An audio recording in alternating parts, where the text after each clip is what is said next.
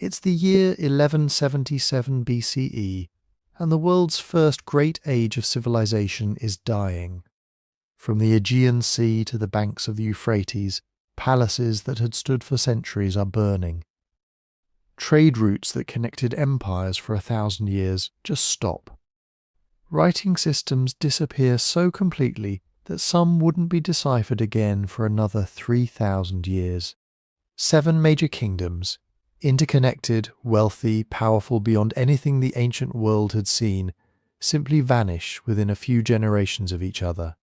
Historians call it the Bronze Age collapse, and honestly, that name barely covers it. If you're using these to fall asleep, that's literally why I make them. So subscribe maybe and tell me where you're listening from and what time it is right now. I check the comments constantly, and it's wild seeing it's midnight in Prague while it's still sunset in Seattle, all listening to the same story about the same ancient nightmare. You know that feeling when you look at a modern city, all its lights, its highways, its buildings stretching to the horizon, and you just assume it'll always be there? That's exactly what people living in these kingdoms believed too. The Hittites thought their empire would last forever. The people of Ugarit had no idea their bustling port city had only years left. And yet within roughly one human lifetime, 7 advanced kingdoms across the Mediterranean and Near East collapsed almost simultaneously, not one by one over centuries, but together in a wave of destruction that still puzzles archaeologists today. Tonight, we're going kingdom by kingdom through this catastrophe. We'll walk through the mighty Hittite Empire of Hattusa, the merchant paradise of Ugarit, the embattled kingdom of Amurru, the palace world of Pylos, the mysterious fall of Thebes, the island kingdom of Alashiya, and the ancient dynasty of Kassite Babylonia. 7 civilizations, 7 different stories, and yet all connected by the same dark thread of collapse. Before we drift into the ruins, if you want to support what I do here, the best thing you can do is find these shows on Spotify, follow there, and if you've got a moment, leave a 5-star review. It genuinely helps more people fall asleep to history, instead of scrolling their phones at 3 a.m. There's a link in the description. It takes 10 seconds. Now, let's go back to a time when the Mediterranean world was more interconnected than most people realize, when kings wrote letters to each other about grain shipments and marriage alliances, and none of them, not one of them, saw the darkness coming. Number 1 on our list of vanished kingdoms takes us to the heart of Anatolia, to a city called Hattusa, capital of an empire that once made pharaohs nervous. Picture a city built into the mountains of what's now central Turkey. Massive walls, some sections still standing today after more than 3,000 years, snake across ridges and valleys for nearly 4 miles. Gates flanked by carved stone lions and sphinxes stare down at anyone foolish enough to approach without permission. Inside those walls, temples to over 1,000 different gods, because the Hittites, practical as they were about conquest, believed in covering their bases when it came to religion. If you defeated a people, you didn't just take their land and their treasure. You took their gods too, folded them into your pantheon just in case they had power worth keeping. This was the capital of the Hittite Empire, and at its height, this empire wasn't just powerful. It was one of maybe 4 superpowers on the entire planet: Egypt, Babylon, Assyria, and the Hittites. That's the club. That's how exclusive this level of power was in the late Bronze Age. When the Hittite king spoke, other kings listened because behind those words stood chariots, iron weapons before iron weapons were common anywhere else, and a bureaucracy sophisticated enough to manage territory stretching from the Aegean coast to the edges of Mesopotamia.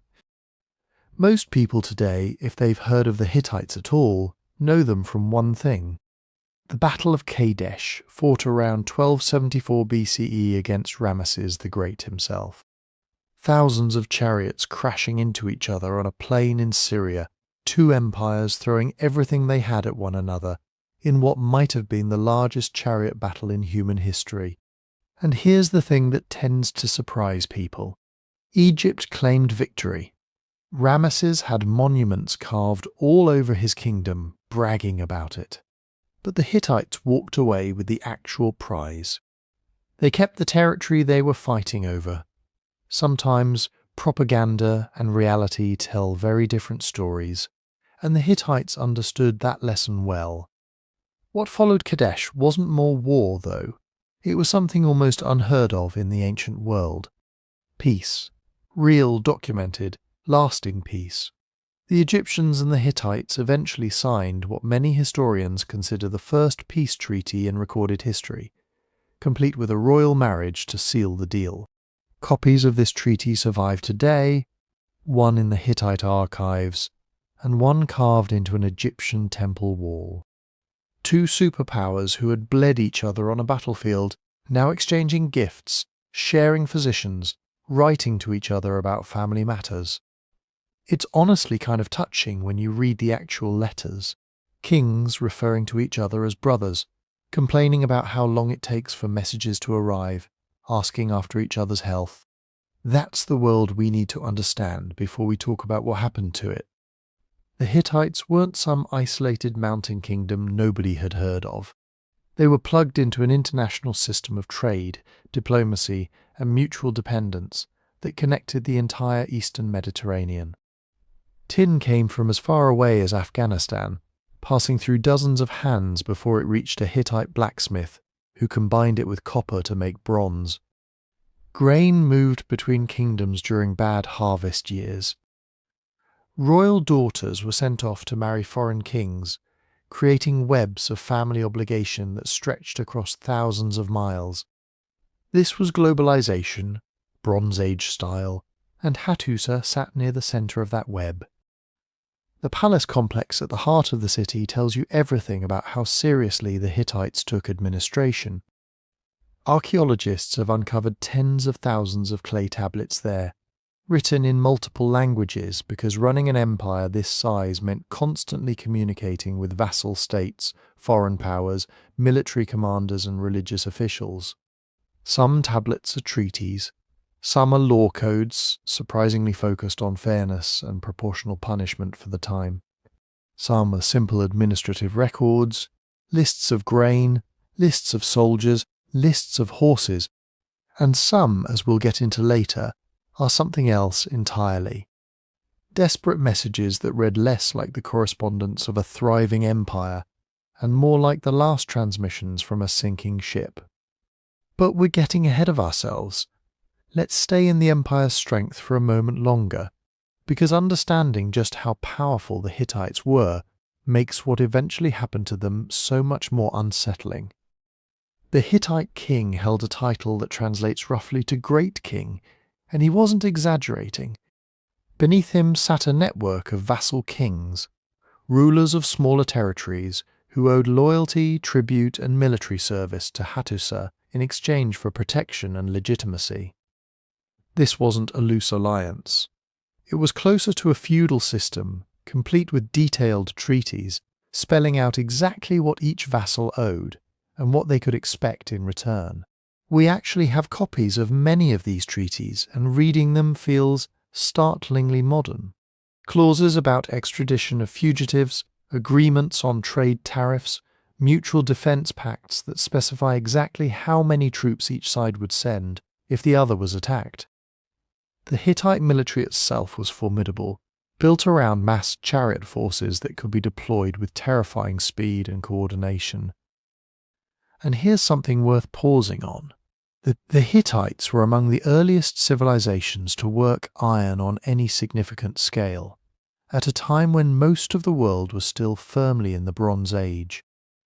This wasn't full industrial iron production like we'd see centuries later, but it gave them an edge, a reputation. Other kings wrote letters practically begging for Hittite ironworking secrets.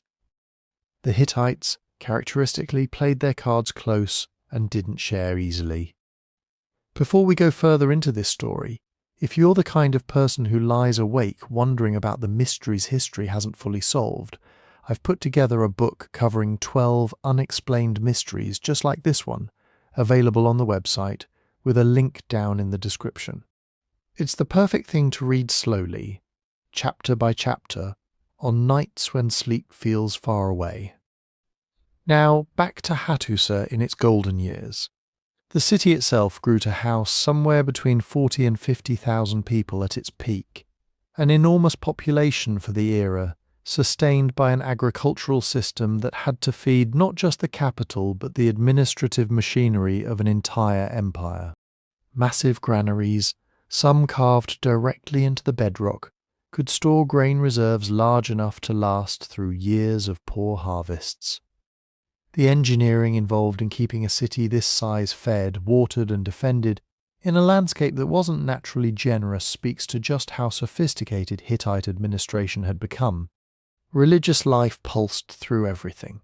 The Hittites called their homeland the land of 1,000 gods, and they meant it almost literally. Grand festivals moved the royal court between different cult centres throughout the year, blending religious devotion with what was essentially a rolling tour of the empire's most important sites. The king served as high priest as much as military commander, and religious ceremony wasn't separate from politics. It was woven into the very fabric of how the empire justified and maintained its power. By around 1300 BCE, the Hittite Empire stood as one of the great success stories of the ancient world. Centuries of expansion, diplomatic triumphs, military victories, and careful administration had built something that felt permanent, something that felt like it belonged on the map forever. Nobody sitting in the palace at Hattusa, looking out over those massive fortified walls, imagined that within roughly a century, this entire civilization would exist only as ruins and silence. But the cracks were already forming, even if nobody in the palace could see them yet. The cracks were already forming, even if nobody in the palace could see them yet. Or maybe some people could see them. Maybe that is exactly what those clay tablets were trying to say. The Hittites wrote everything down. Orders, treaties, court cases, religious rituals, inventories of sheep, complaints about missing deliveries, messages between kings who called each other brother while quietly measuring how much trouble the other one was in. Most of these tablets survived because they were baked hard when the buildings around them burned. A strange gift from catastrophe. The fire that ended their world also preserved its paperwork. And in that paperwork the tone begins to change, not all at once. There is no single tablet that says, "Hello, the Bronze Age is about to collapse." Civilizations almost never get warnings that clear. What they get are delays, shortages, requests for help. A local rebellion here, a grain shipment that has not arrived there, a vassal ruler who suddenly needs more soldiers than usual, a message sent in a hurry asking why the ships have not come back. The kind of problems that, taken one at a time, seem manageable. But imagine running an empire through letters that take weeks or months to reach their destination. A messenger leaves Hattusa on foot or horseback, carrying a tablet wrapped in cloth. He crosses mountains, rivers, hostile territory, and long stretches of road. By the time his message reaches a governor in Syria, the situation may already have changed. The governor writes a reply. That reply begins the same journey in reverse. Months can pass while an emergency becomes something worse. That was the weakness built into Bronze Age globalization. The system was incredibly sophisticated, but it had almost no slack. It depended on roads staying open, harvests arriving on time, vassals remaining loyal ports, functioning and distant rulers having enough resources to help one another when things went wrong.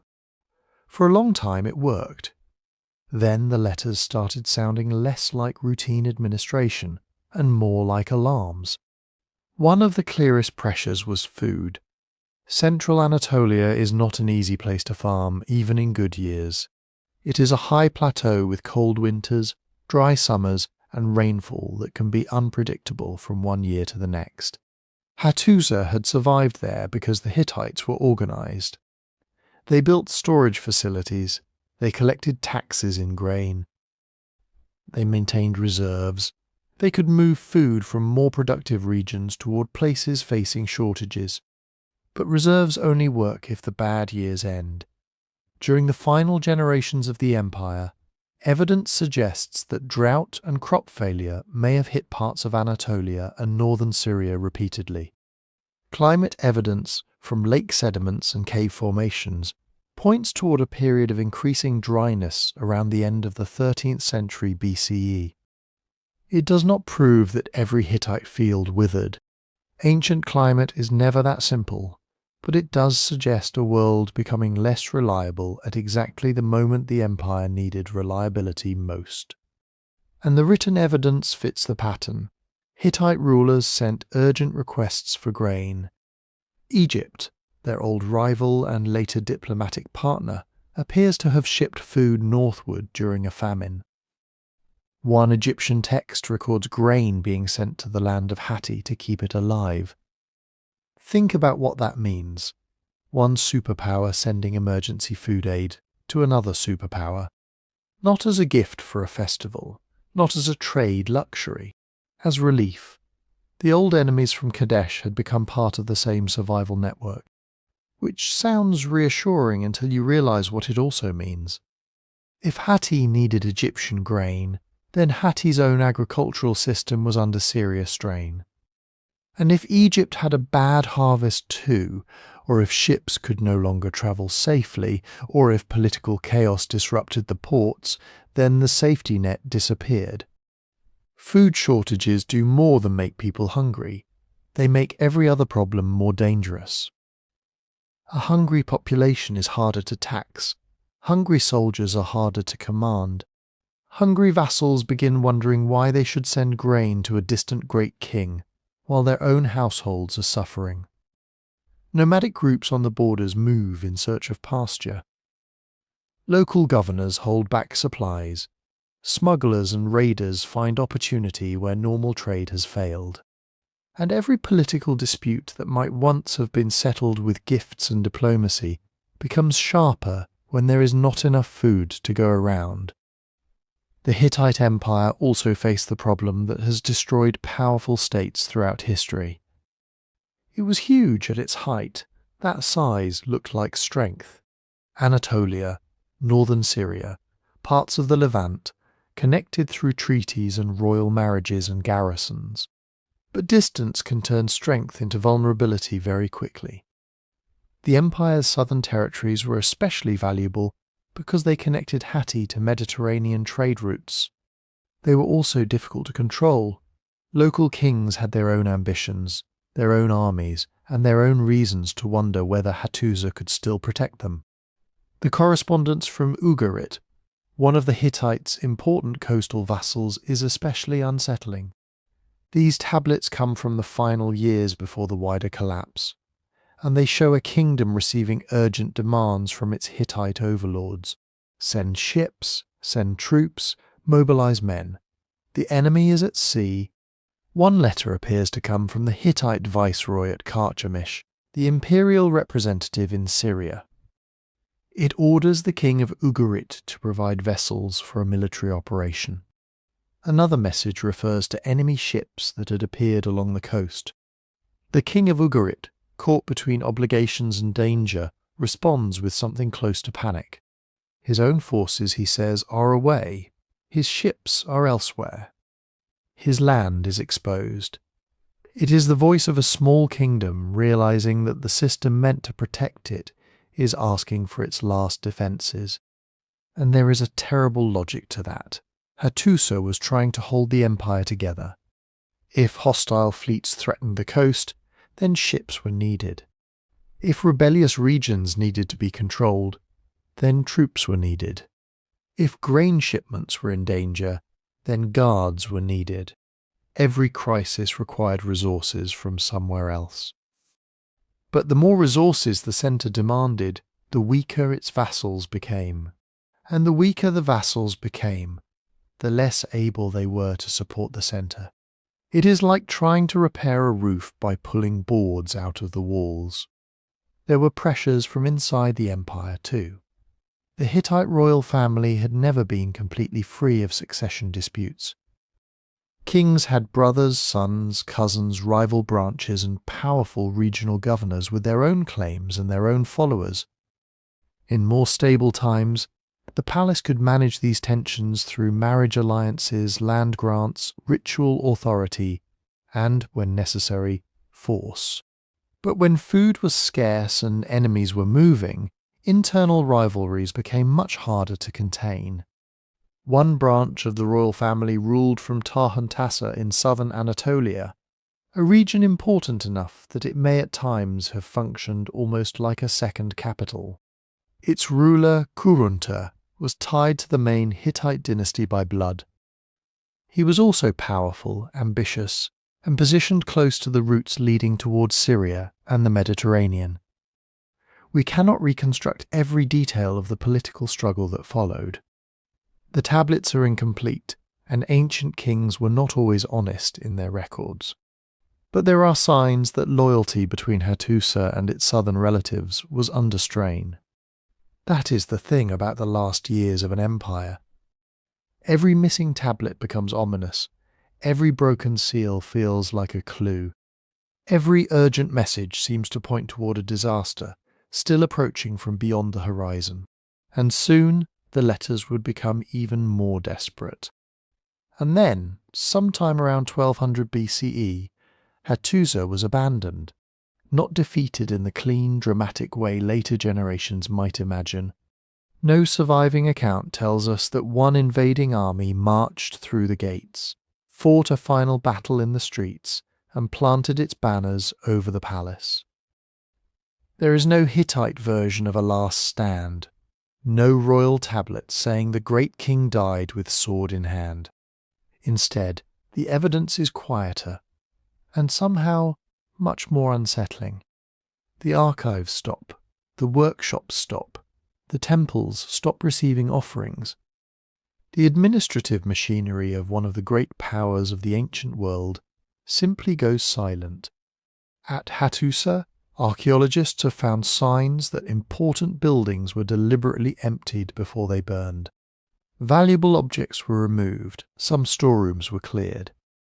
Archives, at least in certain areas, seem to have been abandoned rather than sealed in the middle of daily work. This matters because it suggests that at least some people knew they were leaving. They may not have known whether they would ever return. Picture the city in those final days, the palace officials gathering what they can carry. Scribes taking tablets that still matter, leaving behind thousands that do not. Families loading carts with tools, clothing, jars, animals, whatever food remains. Priests removing sacred cult objects from temples. Because in the ancient world, abandoning a god statue was not like leaving furniture behind. It was abandoning the god itself. The gates that had guarded the capital for centuries still stood. The massive walls still wrapped around the ridges. The carved lions still watched over the entrances. But walls are only useful when there are people inside them ready to defend them. And Hattusa may have become impossible to defend. Its location, high in the Anatolian interior, had once been one of its great advantages. The city was difficult to reach. Armies had to cross rough country, navigate narrow routes, and bring supplies into a landscape that could be harsh even for the people who lived there. But the same geography created a problem during a wider breakdown. If supply lines failed, if harvests collapsed, if regional authority fractured, then the capital could become a trap.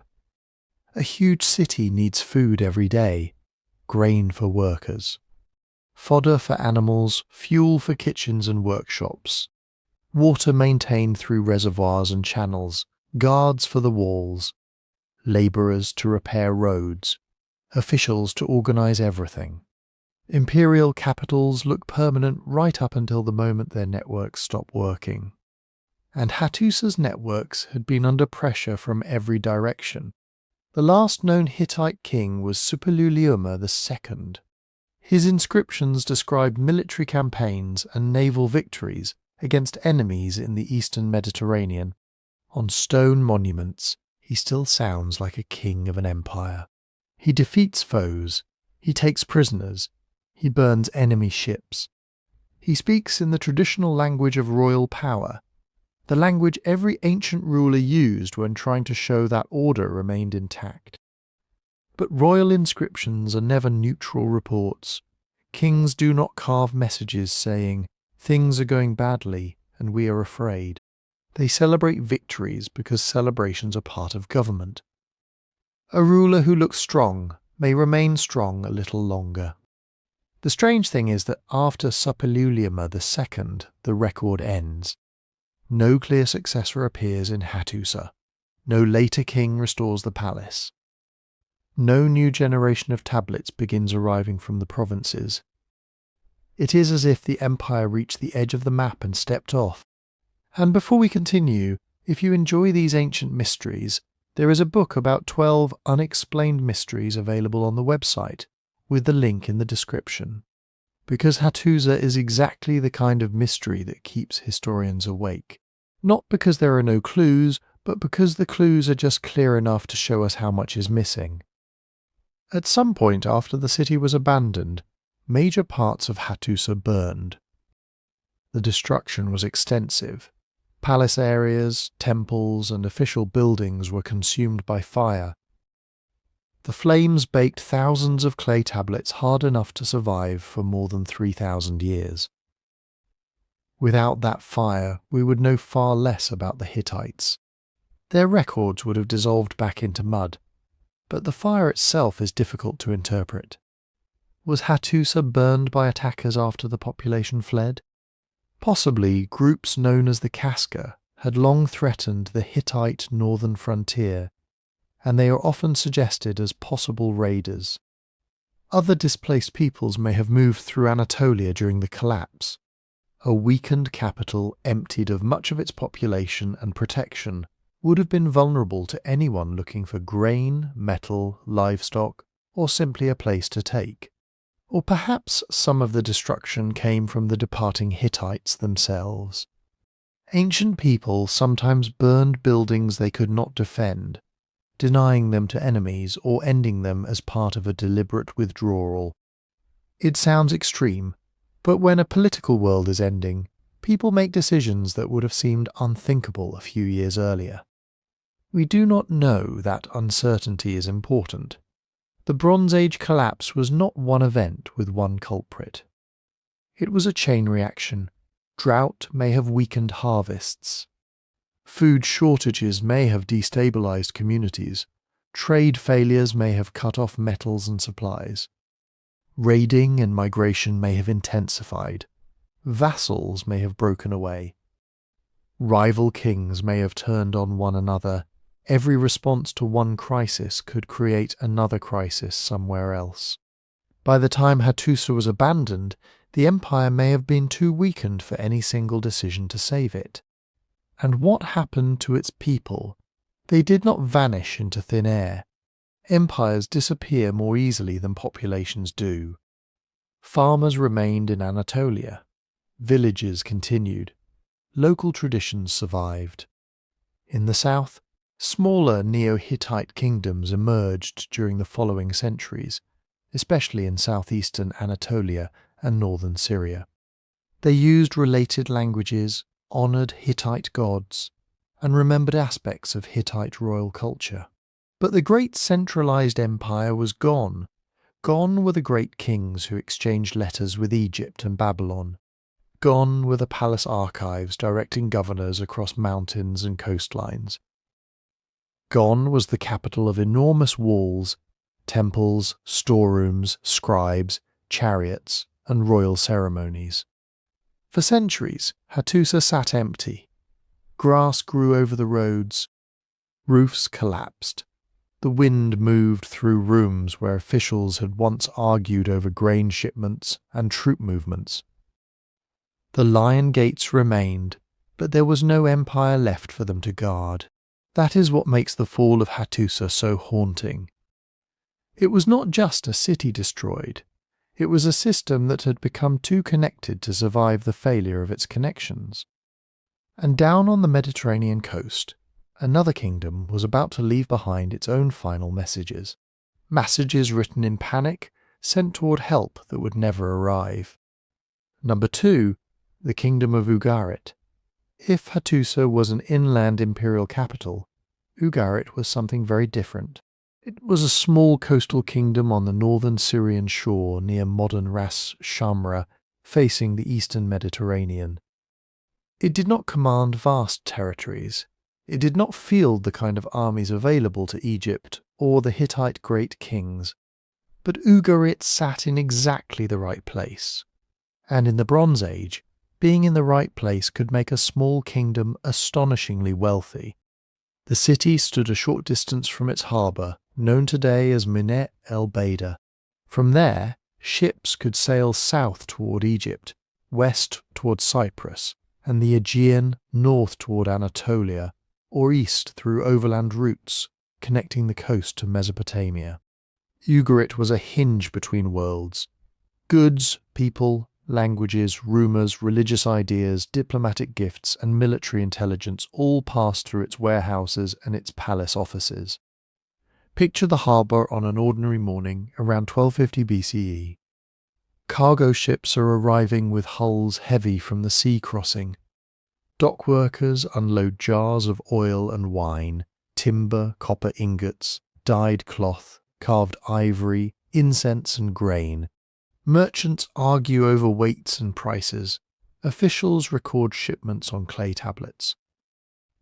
Sailors speak languages from islands and kingdoms most local farmers will never see. A man from Cyprus may be waiting for payment in silver. A trader from the Levant may be carrying purple-dyed textiles. An Egyptian agent may want cedar, wine, or luxury goods for a palace. Somewhere nearby, a scribe is pressing wedge-shaped signs into wet clay, turning a complicated human transaction into a document that can be stored, checked, copied and argued over later. That was Ugarit's real power. Not size, connection. The kingdom belonged to an international system so sophisticated that historians sometimes call it the first age of globalization. That phrase can sound modern, but the basic idea fits. No major Bronze Age kingdom was entirely self-sufficient. Egypt needed materials from abroad. The Hittites needed access to Mediterranean routes and imported metals. Cyprus possessed copper, one of the most valuable resources in the age. Mesopotamian kingdoms exchanged prestige goods and diplomatic messages across enormous distances, and everybody needed something from somebody else. Bronze itself tells the story. Bronze is made primarily from copper and tin. Copper was available in several regions, but Cyprus was especially important, producing the distinctive ox-hide-shaped ingots that have been found across the Mediterranean. Tin was more difficult. It came through long and vulnerable trade routes from distant sources, perhaps Central Asia, Anatolia, Iran, or beyond. A king could possess skilled smiths, soldiers, forests, farms, and palaces. But without copper and tin, his weapons eventually wore out. His tools could not be replaced, and his whole military system began to weaken. Ugarit did not need to control every mine. It only needed to remain useful to the people who did. Its merchants and administrators helped move materials through the eastern Mediterranean. The city imported copper from Cyprus. It handled goods from inland Syria and Mesopotamia. It sent out agricultural products, textiles, crafted objects, and luxury items. Its workshops turned raw materials into things that could be exchanged again at a profit. Every shipment meant taxes, fees, employment, favours, and information.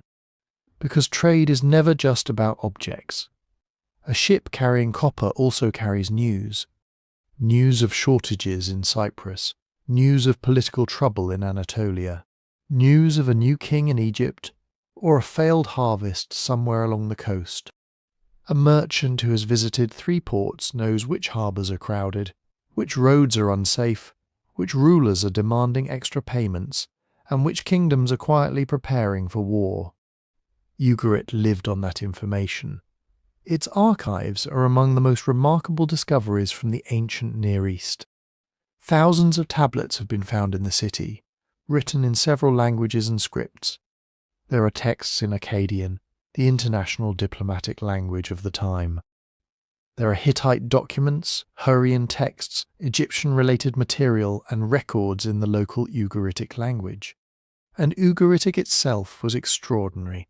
Its scribes used an alphabetic writing system pressed into clay with cuneiform signs, instead of requiring hundreds of symbols, as many earlier systems did. This alphabet used a much smaller set of signs representing sounds. It was not the direct ancestor of every later alphabet in a simple, straight line. History is rarely that neat, but it shows something important about this city. Ugarit was not a remote outpost copying ideas from greater powers. It was a place of experimentation, literacy, administration, and cultural confidence. The palace kept track of land, taxes, shipments, workers, temples, and foreign relationships. Merchant families operated across borders. Royal officials managed obligations to the Hittite Empire, because Ugarit was formerly a Hittite vassal. That status brought protection, at least in theory. It also brought demands. A vassal kingdom had to provide tribute. It had to obey imperial instructions. It might be required to send ships, goods, or soldiers when the great king called. For much of the 13th century BCE, this arrangement worked. Ugarit gained access to the wider Hittite-controlled world while preserving its own king, its own gods, and much of its local administration. It was a good bargain as long as the larger system remained stable. But that was the danger hidden inside all this wealth. Ugarit had become rich because its connections reached everywhere. Its port depended on ships continuing to sail. Its workshops depended on imported raw materials. Its palace depended on trade revenues and outside political protection. Its merchants depended on predictable routes, trustworthy partners, and the assumption that a cargo sent across the sea would actually arrive. A connected world can feel safe right up until the connections begin to fail. And by the final years of the Bronze Age, the sea lanes around Ugarit were starting to carry something besides cargo. Those ships were not supposed to be there. For generations, a vessel on the horizon had meant business. Copper from Cyprus, timber from the north, oil, wine, cloth, pottery, passengers, messages, perhaps a royal gift carefully packed in a sealed container. The sea was the road that made Ugarit rich. Now it was becoming the road that brought danger directly to its doorstep. The most haunting evidence comes from the final letters found in Ugarit's archives.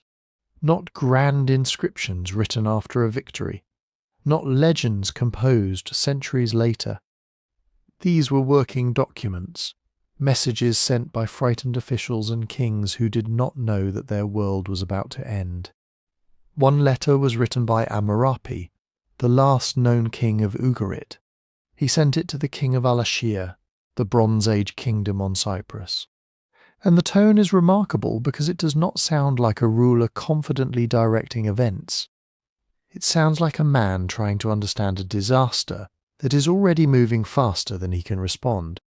He reports that enemy ships have appeared. They had come, he says, and they had set fire to his towns. They had done evil things in his land. Then comes the part that makes the letter almost unbearable. Amurru explains that his own forces were not available. His troops and chariots were in the land of Hatti, serving the Hittite king. His ships were away, apparently deployed in the region of Lycia, on the southwestern coast of Anatolia.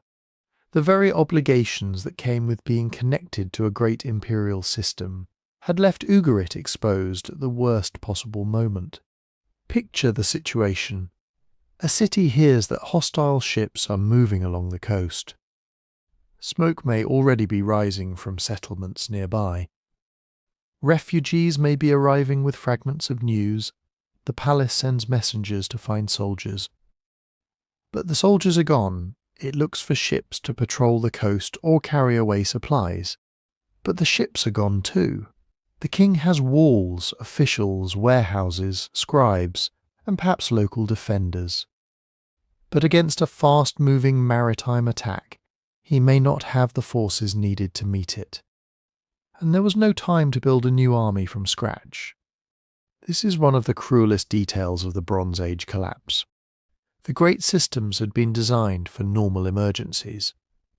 A border raid, a rebellious vassal, a dispute over tribute, a bad harvest in one district. They were not designed for multiple crises arriving at once from several directions, while communication and transport themselves were breaking down. Ugarit had spent centuries becoming useful to the Hittite Empire. It supplied goods, paid obligations, maintained contacts, and contributed resources when required. In a stable world, that relationship gave the kingdom security. But when the empire itself began to fail, the relationship could become a trap. The king's letter to Alashiya is not simply a plea for help. It is also an admission that the old guarantees no longer worked. Somewhere to the north, Hatti was struggling with its own immense problems. Its armies were occupied, its territories were unstable. The imperial centre that should have protected a loyal coastal vassal could no longer do so. And Ugarit was not the only place sending urgent messages. Other tablets from the final period preserve a world of military orders, requests, warnings, and confusion. Officials were trying to locate enemy vessels. Coastal authorities were being told to watch the sea. There were demands for ships, men, food, and supplies. Every letter suggests that people still believed the crisis could be managed if they acted quickly enough. That is what makes them so human. Nobody in the palace of Ugarit was writing, "This is the end of the Bronze Age." They were writing the ancient equivalent of, "Where are the ships? Who has seen the enemy? Send help. Respond immediately." One message from a Hittite official asks about the enemy's movements with alarming directness. Where are the enemy ships? What have they done? The question itself tells us how little reliable information was available. In an age without maps updated by the hour, without signals crossing the sea in seconds, a hostile fleet could appear almost like a storm. By the time a report reached the palace, the ships might already be somewhere else. And who exactly were these enemies? That question has never had a simple answer. Later, Egyptian records describe groups often called the Sea Peoples, a broad modern label for various groups involved in migrations, raiding, warfare and settlement during this turbulent period. But it would be a mistake to imagine one single nation wearing identical armour, following one master plan to destroy civilization. The evidence does not allow that kind of certainty. Some attackers may have come from the Aegean world. Some may have been displaced populations from Anatolia or the Levant. Some could have been local groups taking advantage of weakening states. Some may have been hungry people moving with families as well as fighters, pushed forward by famine, conflict, and the collapse of the economies that once fed them. A ship seen from the coast does not explain who was aboard, why they came, or what had already happened to them before they reached Ugarit. If you enjoy these ancient questions, the book about 12 unexplained mysteries is available on the website, with the link in the description, because Ugarit's last letters are exactly that kind of mystery. They give us voices from the edge of catastrophe, but not enough information to make every answer certain. Still, some things are clear. Amurru was not describing a distant threat. He was describing an emergency in progress. Enemy ships had been seen. Towns had been burned. His military resources were elsewhere. And the kingdom's leaders were sending letters into a Mediterranean world where other kingdoms were also frightened, overstretched, and perhaps already falling silent. For a city built on connections, that silence may have been the most dangerous thing of all, because a message can only save you if someone is still there to receive it. And eventually Ugarit stopped sending messages. We do not have a final tablet saying exactly what happened on the day the city fell. No surviving account tells us the hour when the gates were breached, or whether the palace defenders fought in the streets, or whether King Amurru escaped. History rarely gives us the ending in neat, dramatic sentences. Instead, it gives us the ground. When archaeologists excavated Ugarit, they found evidence of violent destruction across the city. Buildings had burned, roofs had collapsed, walls lay broken beneath layers of ash, rubble, and abandoned objects. The palace, the homes of wealthy merchants, the temples, the workshops, the streets that had carried merchants and messengers for centuries, all entered the same terrible silence. Fire had moved through a place built from timber, mud brick, plaster, oil, cloth, and stored grain. Once flames took hold, they could become unstoppable. Wooden roof beams would burn through, upper floors would collapse, storage jars could shatter in the heat. Rooms filled with goods gathered through a lifetime of trade could become sealed beneath debris in a single night. And in a strange way, that destruction preserved the evidence. The clay tablets in Ugarit's archives were never meant to last for 3,000 years. Most were simply dried in the sun. They were practical records, fragile enough to break apart if soaked by rain or carelessly handled. But when the city burned, the heat baked many of them hard. The same fire that ended the kingdom turned its last messages into something close to ceramic.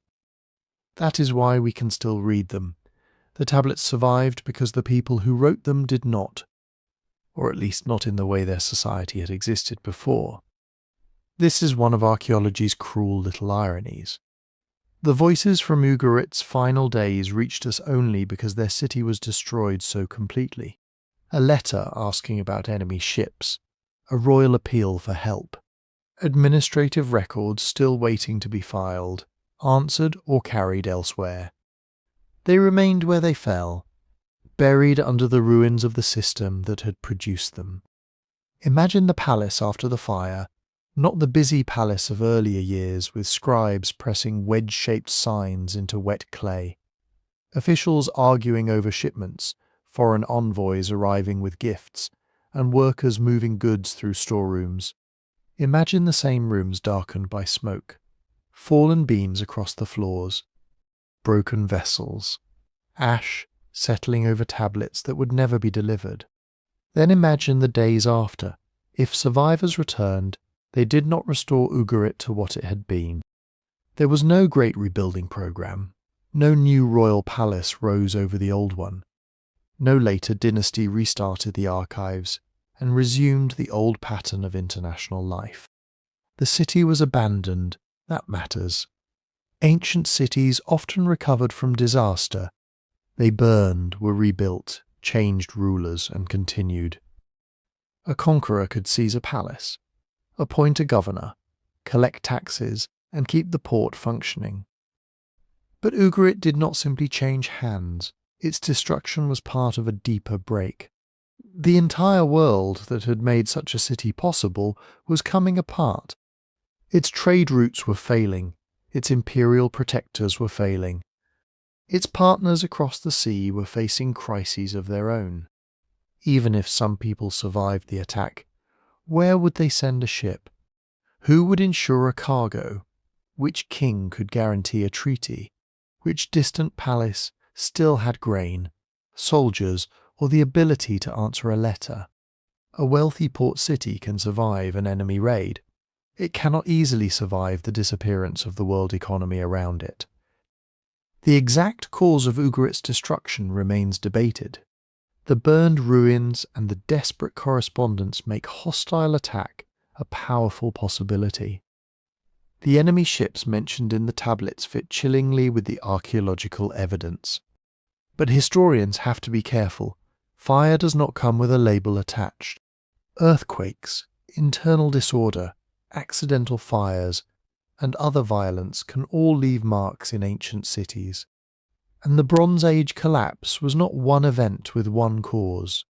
It was a chain reaction of war, migration, hunger, political failure, disrupted trade, and perhaps environmental stress, with each disaster making the next one worse. Ugarit may have been struck by attackers at the precise moment when it was least able to resist.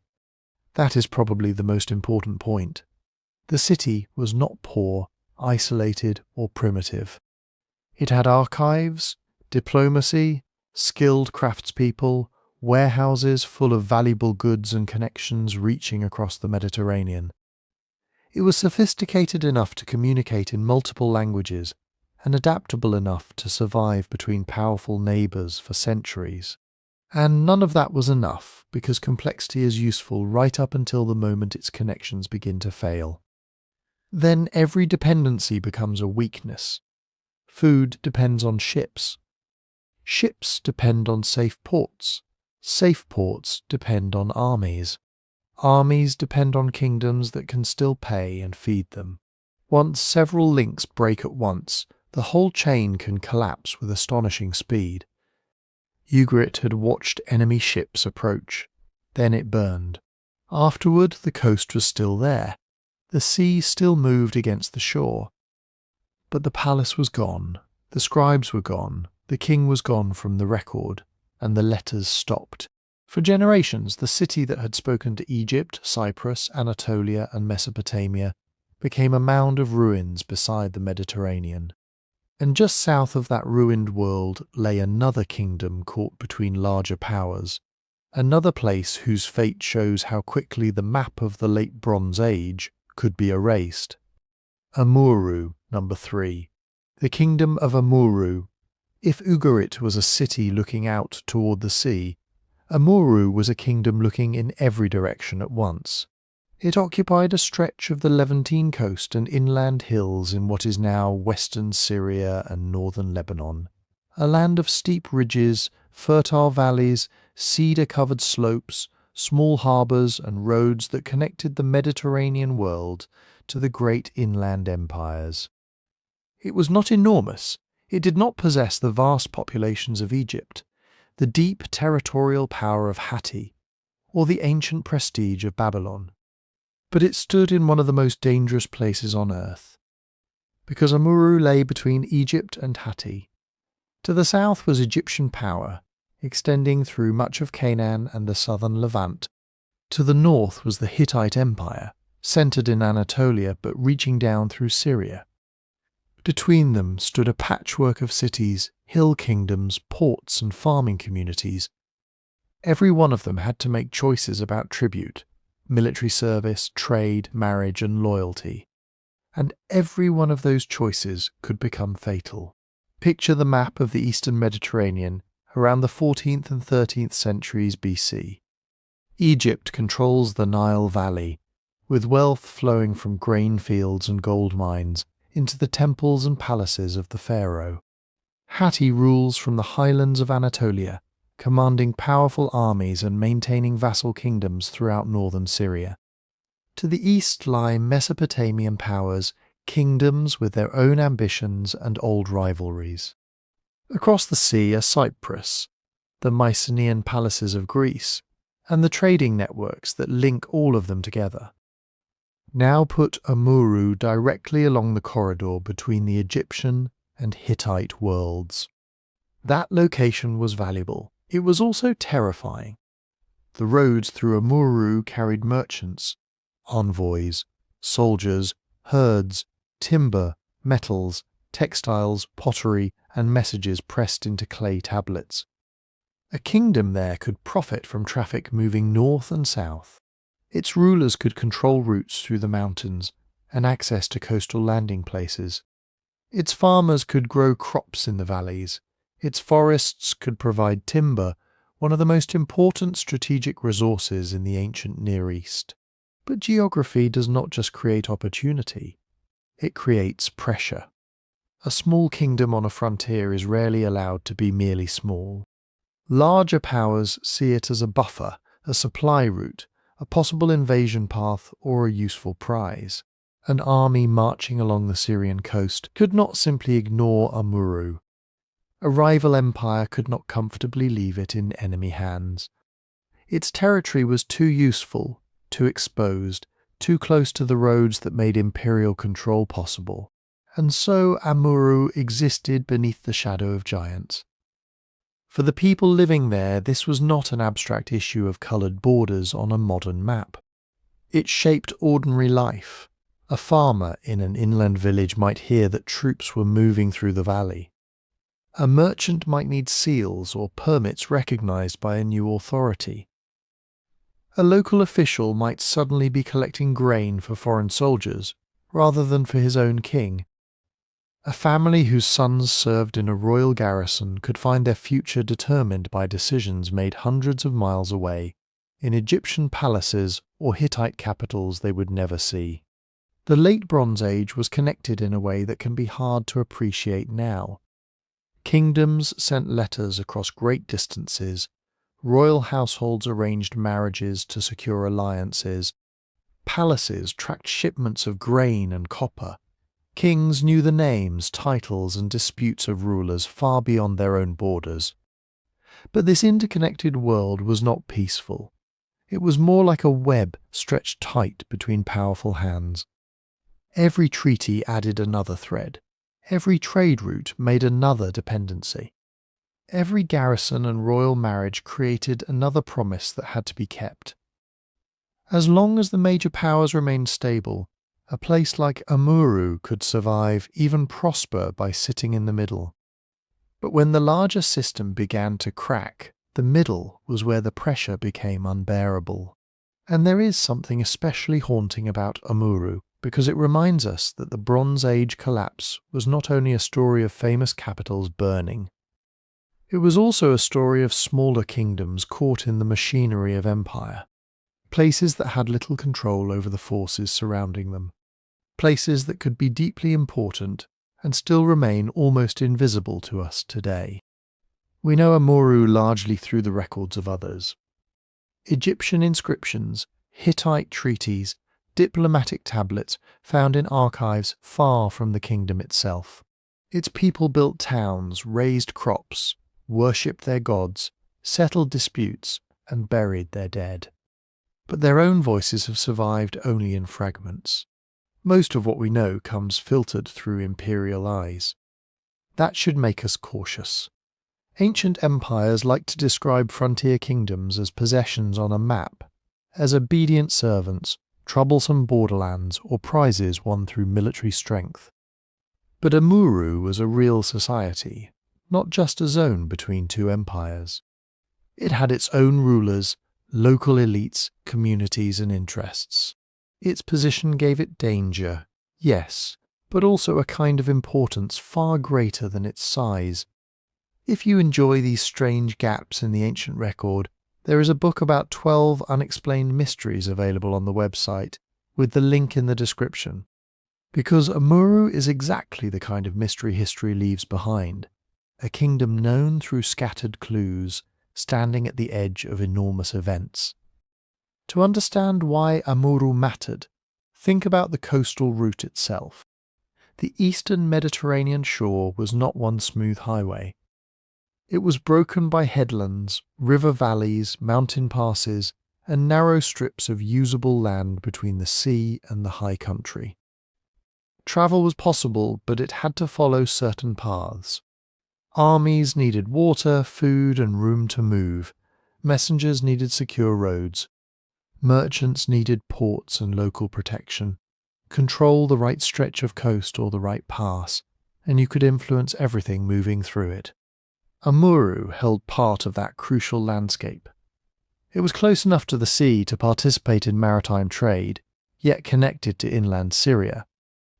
Close enough to Egyptian-held territories to feel the pull of the pharaoh, yet near enough to Hittite-controlled lands to face pressure from the north.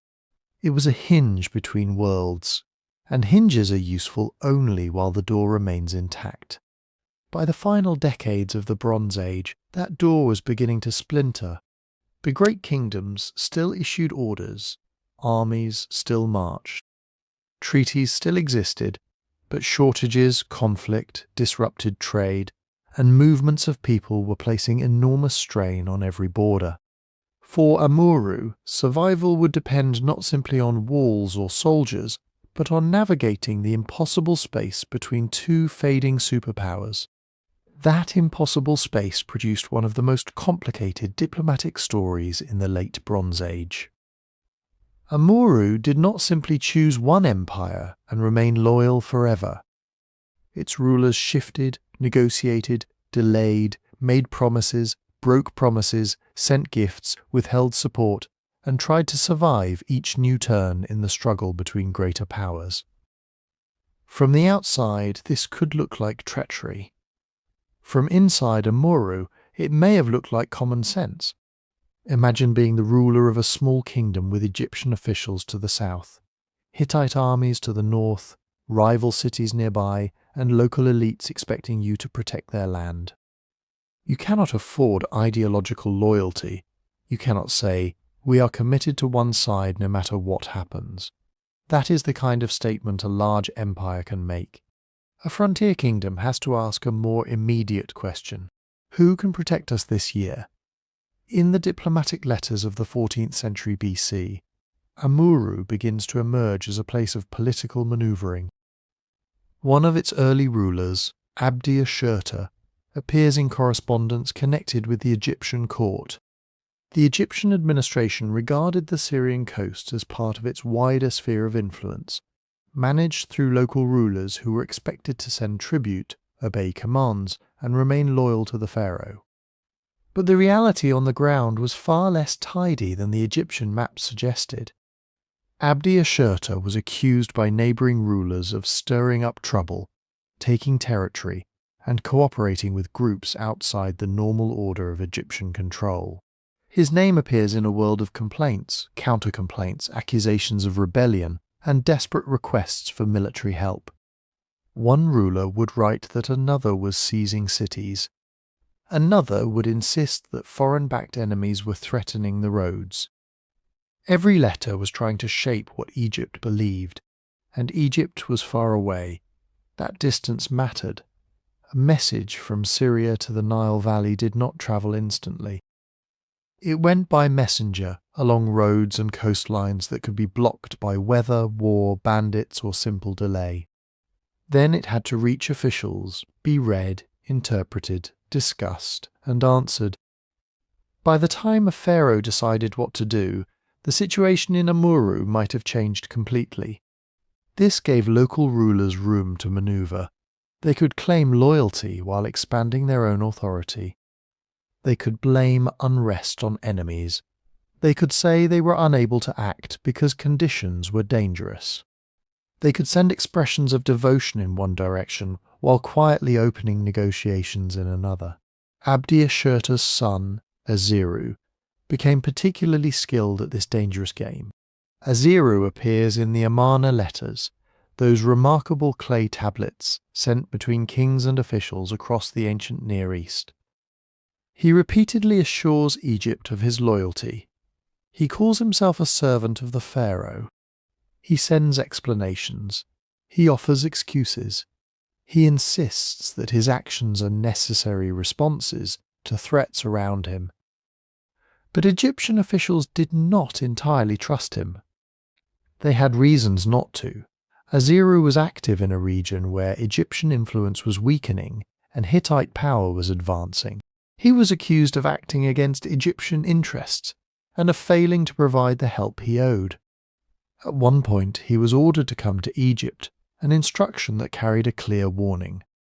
A vassal summoned before the pharaoh could be rewarded, questioned, humiliated, imprisoned, or replaced.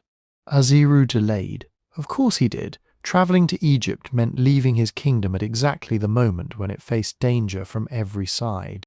It also meant placing himself physically in the hands of an imperial court that may already have suspected him of disloyalty. So he sent messages explaining why he could not come. Enemies were nearby. Military action was underway. The roads were unsafe.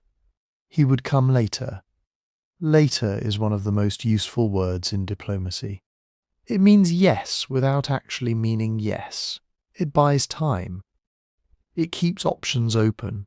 It allows a ruler to wait and see which army is winning. And while Amurru waited, the balance of power was changing. The Hittite king Suppiluliuma I was pushing into Syria with an energy Egypt struggled to match. Cities fell, alliances changed. Local rulers who had depended on Egyptian protection had to confront an uncomfortable fact. A promise from a distant pharaoh was worth less than an army already crossing the mountains. At some point, Amurru made his decision. He entered the Hittite orbit. The surviving treaty between Amurru and Suppiluliuma is one of those documents that makes the Bronze Age feel suddenly close and real. It lays out obligations. Amurru was expected to support the Hittite king, provide military assistance, avoid hostile alliances, and remain faithful to Hatti. In return, the Hittite ruler recognized Amurru's position and offered protection. It was not friendship, it was a survival contract. And it reveals something important. Amurru was not merely conquered and absorbed without thought. Its ruler negotiated a place within the Hittite system. He retained authority at home, but his authority now depended on fulfilling obligations to a stronger king. For a while this arrangement worked. Amurru became a Hittite vassal kingdom. Its rulers had status, land, and imperial backing. It stood within a network of treaties that linked local dynasties to the Hittite royal house. When the Great Battle of Kadesh was fought between Egypt and Hatti, Amurru was on the Hittite side, a small but strategically important piece in the larger contest. But vassalage was never permanent peace. A later king of Amurru Bentashina apparently tried to change sides again during a conflict between Hatti and Egypt. The details are incomplete, as so often happens, but the consequences were clear enough. The Hittite king Muwatalli II removed him from power. Another ruler was installed in his place. That is what shifting loyalty could cost. A kingdom might survive, a dynasty might not, and yet even Bentashina's story did not end there. After Muwatalli's death, the Hittite king Hattusili III restored Bentashina to Amurru and strengthened the relationship through marriage. Bentashina married a Hittite princess, tying the small Syrian kingdom directly into the royal family of Hatti. This was diplomacy at its most intimate. Treaties could be broken. Armies could be defeated. But a marriage created a different kind of bond, one made of heirs, family obligation, prestige, and the dangerous expectation that relatives should help one another when disaster arrived. For Amurru, this seemed like security. But security in the late Bronze Age was becoming a very fragile thing. For generations, Amurru had survived because the great powers around it were still functioning. Egypt could send gold, officials, and occasional armies. Hatti could send treaties, royal marriages, and military protection. Merchant ships still crossed the eastern Mediterranean. Messengers still carried tablets between palaces. Grain could be moved from one region to another when a harvest failed. A small kingdom on the frontier could endure because it was connected to larger systems. But around 1200 BC, those systems began to fail together. And when the systems failed, Amurru seems to vanish almost silently. There is no single surviving tablet that says, "This is the final day of the kingdom." No excavated archive gives us a neat list of causes. No ruler of Amurru left behind a final message describing enemies at the gate. History rarely provides that kind of ending, especially for a small state caught in the collapse of much larger ones. Instead, the evidence fades. Earlier, Amurru had been visible in treaties, royal correspondence, military obligations, and the records of Hittite kings. It existed in the documents because it mattered. Its rulers had names. Its alliances had consequences. Its position on the Syrian coast made it too important to ignore. Then the documents stop. The last clearly known ruler was probably Shaushkamua, a king whose treaty with the Hittite ruler, Tudhaliya IV, reveals just how deeply Amurru was tied to Hatti near the end of the 13th century BC. The treaty ordered Amurru to remain loyal, to support the Hittite king, and even to restrict dealings with Assyria, Hatti's growing rival in Mesopotamia. That detail is revealing by this point. The Hittite Empire was worried. It was not only managing distant enemies, it was trying to control trade, diplomacy, and the choices of its own vassals. It was trying to hold together an imperial network that was under increasing pressure. Amurru was part of that network, which meant that when Hatti began to break, Amurru had very few places to stand. Think about the position of its king. To the north, the Hittite homeland was facing deepening crisis. To the south, Egypt was no longer the reliable force it had once been in Syria. Across the sea, maritime routes were becoming dangerous and disrupted. Inland cities were struggling with shortages, political instability, and the movement of armed groups. A frontier kingdom survives by choosing between powerful neighbours. What happens when neither neighbour can protect it? This is where the Bronze Age collapse becomes more frightening than a simple story of invasion. Amurru may have faced raiders, it may have faced attacks from rival groups nearby. It may have suffered from drought, crop failure, famine, or the breakdown of trade. It may have been pulled into wars it could not control. The evidence does not allow us to choose one cause with confidence. But it may not have needed one cause. A kingdom like Amurru was vulnerable to cascading failure. If harvests declined, the palace had less grain to distribute.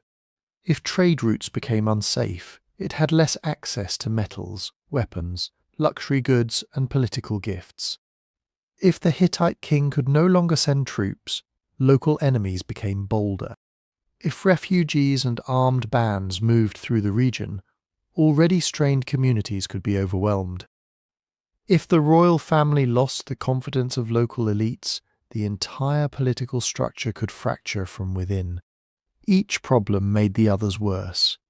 And then, somewhere in that storm, the kingdom disappears from the historical record.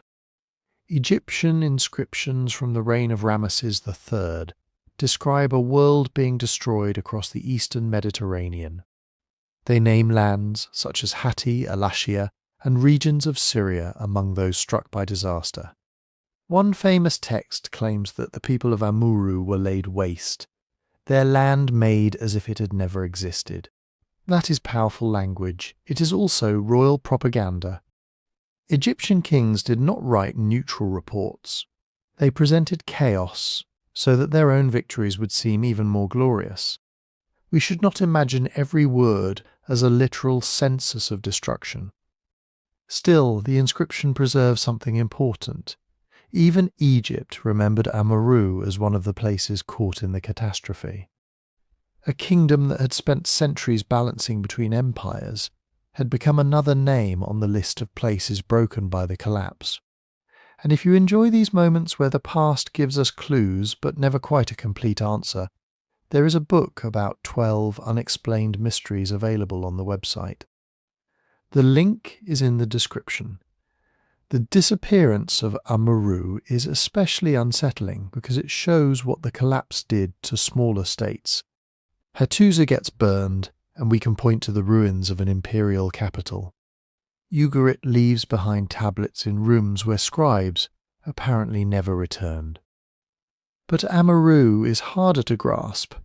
It was a kingdom of roads, ports, mountain passes, farms, fortresses, and political relationships.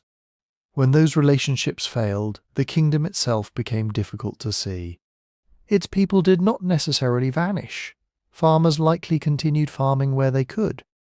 Families survived, moved, intermarried, and rebuilt under new local powers. Old settlements may have remained occupied, while new communities appeared in safer places. The land did not become empty overnight, but Amurru, as a named Bronze Age kingdom ruled by a dynasty within the Hittite imperial world, was gone. Later Assyrian sources would use the name Amurru in a broader geographical sense, referring generally to Western lands. But that is not the same thing. The specific kingdom, with its treaties, royal marriages, obligations, and careful balancing acts, no longer appears. It had depended on a world of palace diplomacy, and that world had collapsed. For Amurru there was no final heroic battle preserved in epic poetry. No famous last king standing on a wall. Just a widening silence after the great powers failed, and a small kingdom that had always lived between giants disappearing into the ruins with them. And across the sea, in another palace kingdom, officials were making lists, checking supplies, and preparing for danger they could already feel approaching. Number 4. The Palace Kingdom of Pylos. Across the sea from Amurru, on the southwestern coast of Greece, stood a Mycenaean palace overlooking the Bay of Navarino. Today it is often called the Palace of Nestor, after the wise old king in Homer's epics. But the people who lived and worked there did not know Homer. They did not know they were living at the end of the Bronze Age. They knew only that they belonged to a palace kingdom called Pylos, a place of farms, villages, herds, workshops, shrines, officials, and carefully managed storehouses, and they wrote things down. That is what makes Pylos so haunting. Most people of the Bronze Age collapse left us ruins. Burned walls, broken pottery, weapons in the earth. Pylos left something more intimate. It left paperwork. Hundreds of clay tablets were found in and around the palace. They were written in Linear B, an early form of Greek used not for poetry, love letters, or heroic stories, but for administration. These were the records of a state that counted its people, measured its grain, tracked its sheep, assigned work, collected materials, and kept watch over the resources that made palace life possible.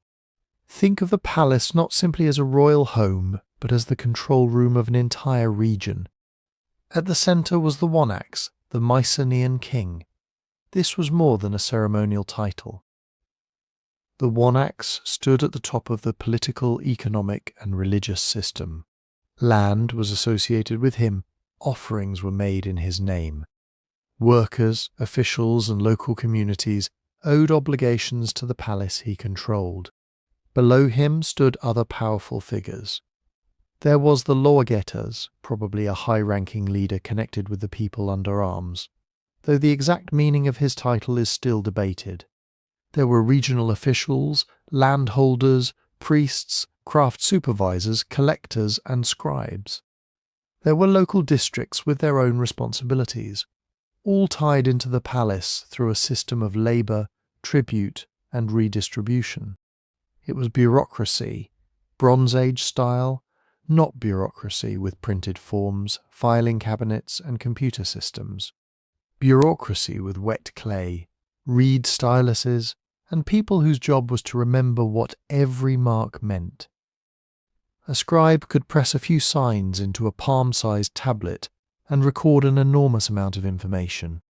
A place name, a person's name, a quantity of grain, a number of sheep, a delivery of bronze, a group of women assigned to textile work. The tablets were usually not meant to last forever. Many were temporary records, quick notes for a season, an inspection, or a transaction. When the accounting cycle ended, the clay could be recycled and used again. But while the system was working, it was astonishingly detailed. The palace knew about flocks scattered across the countryside. It knew which communities owed contributions. It tracked specialized workers, bronze smiths, textile workers, leather workers, millers, chariot-related personnel, and people attached to religious institutions.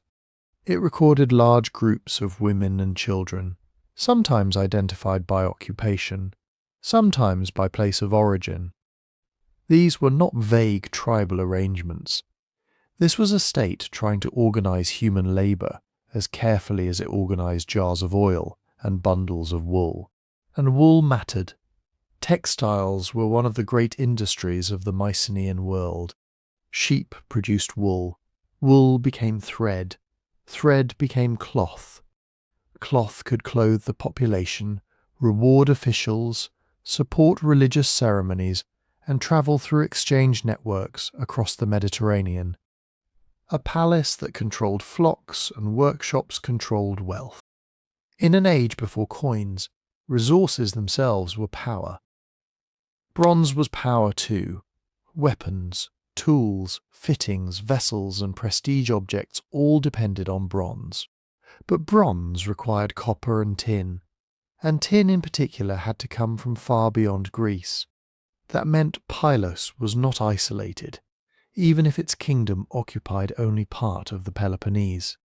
Its prosperity depended on connections reaching through the Aegean and out into the wider eastern Mediterranean. A shortage in one distant place could eventually be felt in a workshop at Pylos. That is the problem with complex systems. They can make life richer, more organized, and more secure. They can support specialists who do not need to grow all their own food. They can create palaces with painted walls, storerooms full of goods, and administrators capable of coordinating thousands of people. But they also create dependency. A farmer depends on rain. A palace depends on rain, farmers, roads, labour, storage, transport, political loyalty, foreign trade, and the ability to make everyone keep doing their assigned part. If any one piece fails, perhaps the system adjusts. If several fail together, the whole structure begins to strain. Pylos had built an impressive machine. Its territory in Mycenaean was divided into districts. Local communities delivered goods and services upward. The palace distributed supplies downward. Officials moved through the countryside. Scribes turned living people, animals, fields, and materials into entries on clay. Every tablet was a tiny piece of a larger attempt to make a kingdom legible. And perhaps that is why the final records feel so unnerving. These are not legends written centuries later. They are not heroic poems about kings and monsters. They are the practical notes of people who expected the palace to continue operating. People who believed there would be another delivery, another count, another season, another set of accounts. Then, in the final period of the kingdom, the administrative records begin to reveal a different kind of concern. Not the ordinary concern of taxes, sheep, and workshop production. Something more urgent was entering the palace's calculations. The most famous of these final records are a group of tablets that appear to organize watches along the coast. They are small, unremarkable pieces of clay. No dramatic warning is written across them. No scribe says, "The enemy has landed." No king records a speech about the coming disaster. Instead, the tablets do what palace tablets always did. They list places. They list officials. They list men. They assign responsibility, and that is exactly what makes them so chilling. The Pylian kingdom faced the western sea. Its coastline was broken by bays, headlands, beaches, and narrow approaches where ships could come in close to land. The Bay of Navarino, visible from the palace region, was one of the best natural harbours in Greece. Under peaceful conditions, that was an advantage. Ships could arrive with goods, travellers, messages, perhaps soldiers serving the king. But in dangerous times, every sheltered bay becomes a possible doorway. The tablets seem to divide the coastal zone into a series of districts. At each district, named individuals and local groups were connected to an obligation called oka, a word generally understood as something like watch, guard duty, or coastal defence. The exact details are difficult because Linear B records are incredibly compact. A single line can contain names, titles, place names and quantities without explaining the story behind them. It is like finding a modern emergency spreadsheet without the emails that led to it. You can see the police shifts, you can see the roadblocks, you can see who was assigned to which checkpoint. But you do not know whether the threat was a storm, a riot, a military exercise, or an invasion expected before dawn. Still, the pattern at Pylos is hard to ignore. Men were being organised across the coast. Local officials were involved. Communities that normally appeared in the palace's administrative world now appear in a context that seems defensive. The watches were not centred only on the palace itself. They extended outward toward the vulnerable edge of the kingdom, where an approaching fleet would first be seen. Imagine the message moving through Mycenaean. A palace official arrives in a village with instructions. Certain men are to report, not next month, not after the harvest, but now. A local leader is responsible for assembling them. They take their places near a landing point, a headland, or a road leading inland. They watch the horizon. They watch for sails. At night, there would be almost nothing to see. A black sea beneath a black sky, the sound of waves moving over stones. The occasional fire from a distant settlement, then perhaps far offshore the faint shape of a ship, where no ship ought to be. This is where the Bronze Age Kallax becomes personal.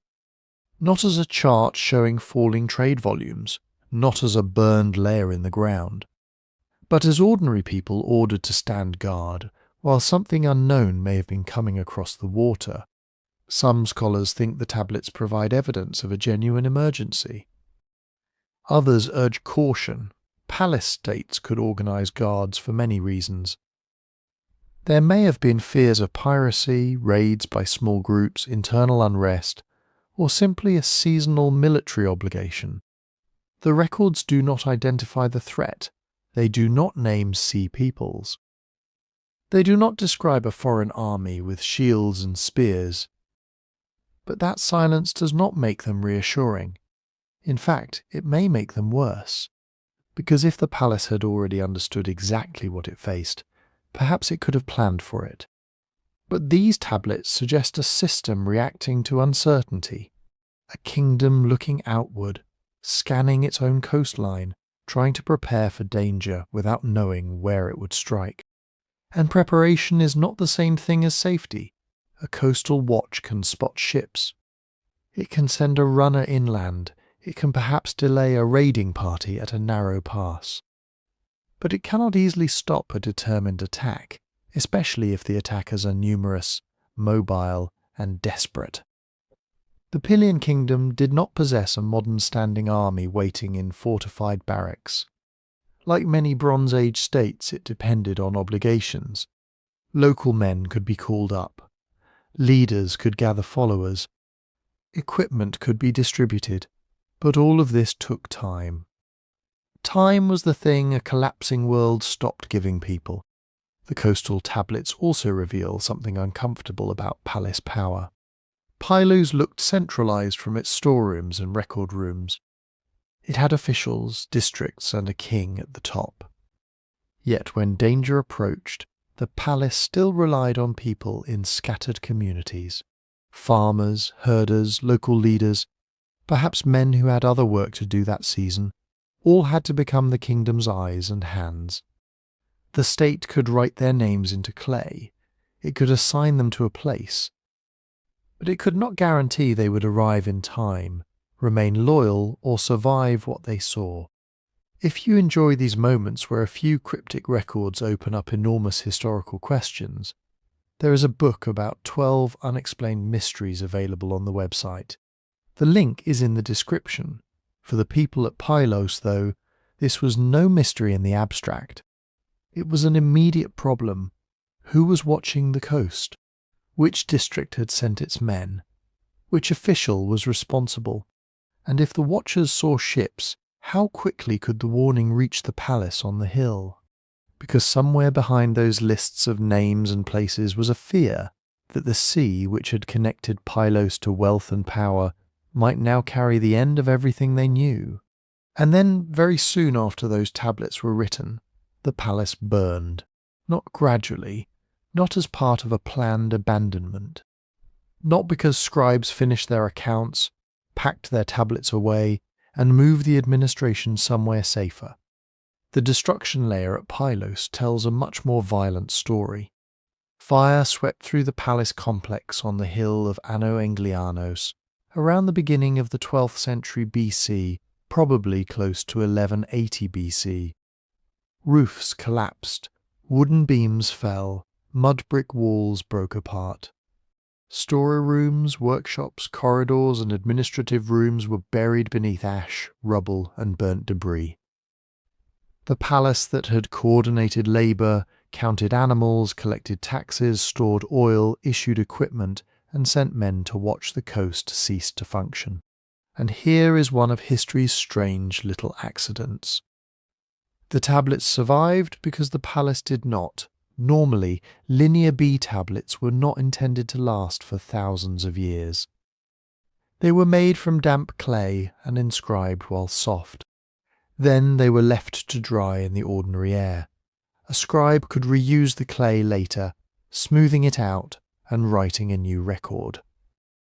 These were temporary documents, Bronze Age paperwork, useful for a season, perhaps a year, but not meant for posterity.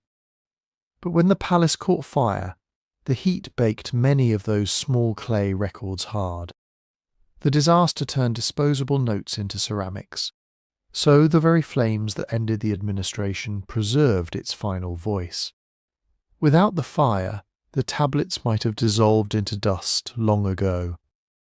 Instead, they remained under the ruins, waiting more than 3,000 years for archaeologists to find them. The kingdom's last surviving words were saved by the catastrophe that erased the kingdom itself, that is almost unbearably haunting. Imagine the final hours inside the palace. We cannot reconstruct them exactly. No tablet gives us a clock. No one wrote, "The attackers are at the gate," or "The roof has begun to burn." But the archaeology gives us fragments of the scene. A building full of combustible material, timber supports, wooden furniture, stores of oil, textiles, food supplies, painted plaster, everywhere things that fire could consume. Once flames entered a palace like this, the result could be terrifyingly fast.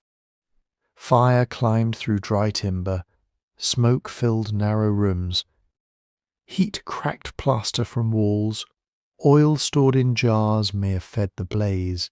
Sections of the upper floor collapsed onto rooms below, sealing objects beneath layers of debris.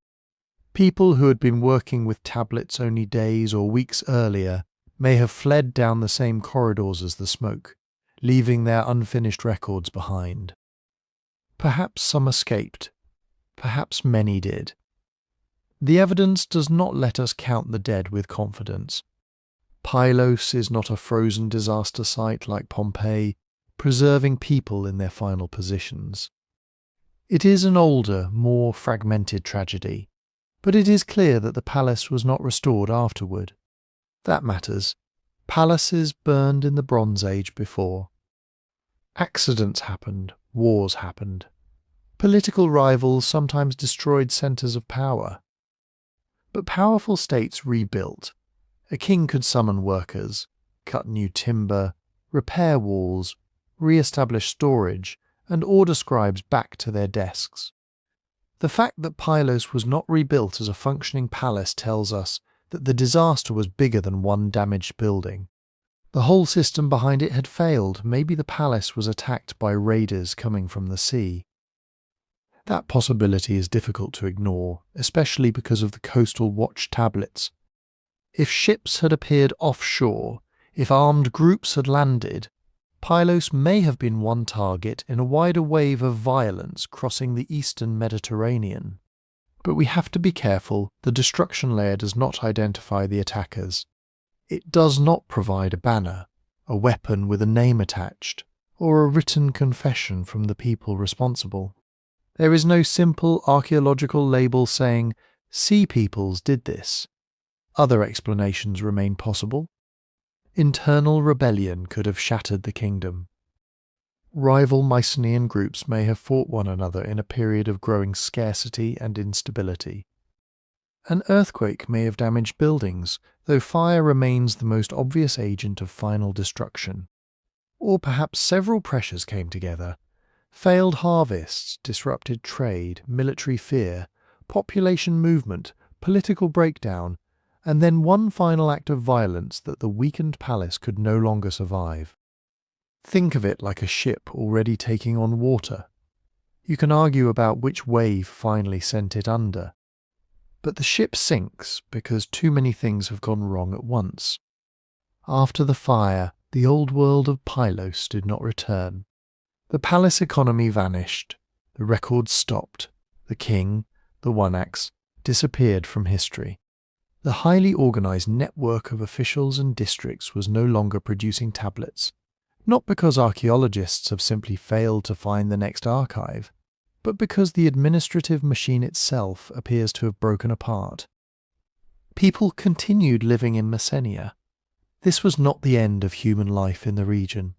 Villages survived, families adapted, fields were still planted, animals were still herded, but the great palace on the hill with its throne room, storerooms, scribes, and claims over the surrounding countryside became a ruin. And that is the real meaning of the burned layer. Pylos was not just a building that caught fire. It was a kingdom whose connections had become vulnerabilities. Its wealth depended on administration, exchange, labour, transport, and trust. Its power depended on messages reaching the right people, supplies arriving when needed, and local communities answering the palace's call. When the wider Bronze Age world began to fracture, those same complex connections could fail with astonishing speed. The watchers may have looked out over the sea. The scribes may have pressed urgent names into wet clay. The palace may have tried, right until the end, to make order out of fear. But then the fire came, and after it, silence. Number 5. The Mycenaean kingdom of Thebes. After the silence at Pylos, we move east across the waters of the Corinthian Gulf, into the broad plains of Boeotia. Today, most people hear the name Thebes and think of the later Greek city, the city of Oedipus, the city of the seven against Thebes, the rival of Athens and Sparta, a place of tragic kings, sacred gates, and armies marching beneath banners. But long before those famous stories were written down, there was another Thebes, a Bronze Age Thebes, a Mycenaean centre rising on the hill called the Cadmea, overlooking one of the most fertile regions in mainland Greece. It was a place of fields and flocks, roads and workshops, wealthy graves and imported goods. A place connected to the same glittering international world that linked Pylos, Mycenae, Tiryns, Crete, Cyprus, Anatolia, Egypt and the cities of the Levant. And like Pylos, it stood near the edge of that world when the edge began to crumble. Picture Boeotia around the 13th century BC, not the dry, broken landscape of later centuries, but a region with rich agricultural potential.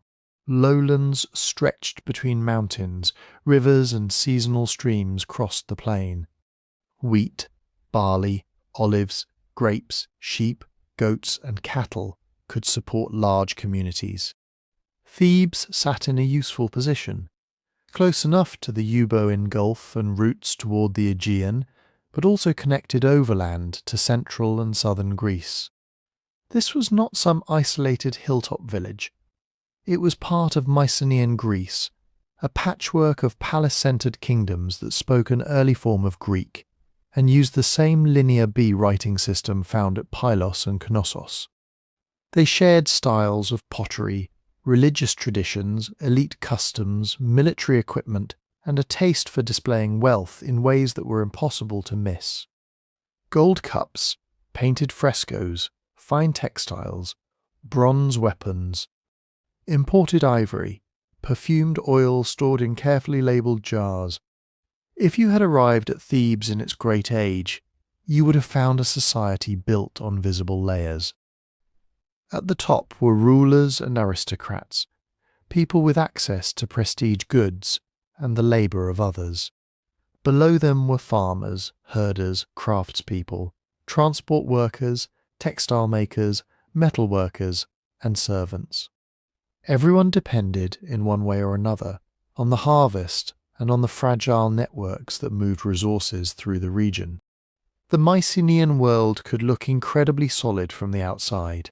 Stone walls, fortified hills, elaborate tombs, richly decorated buildings, kings whose names, or titles at least, were spoken with ritual respect.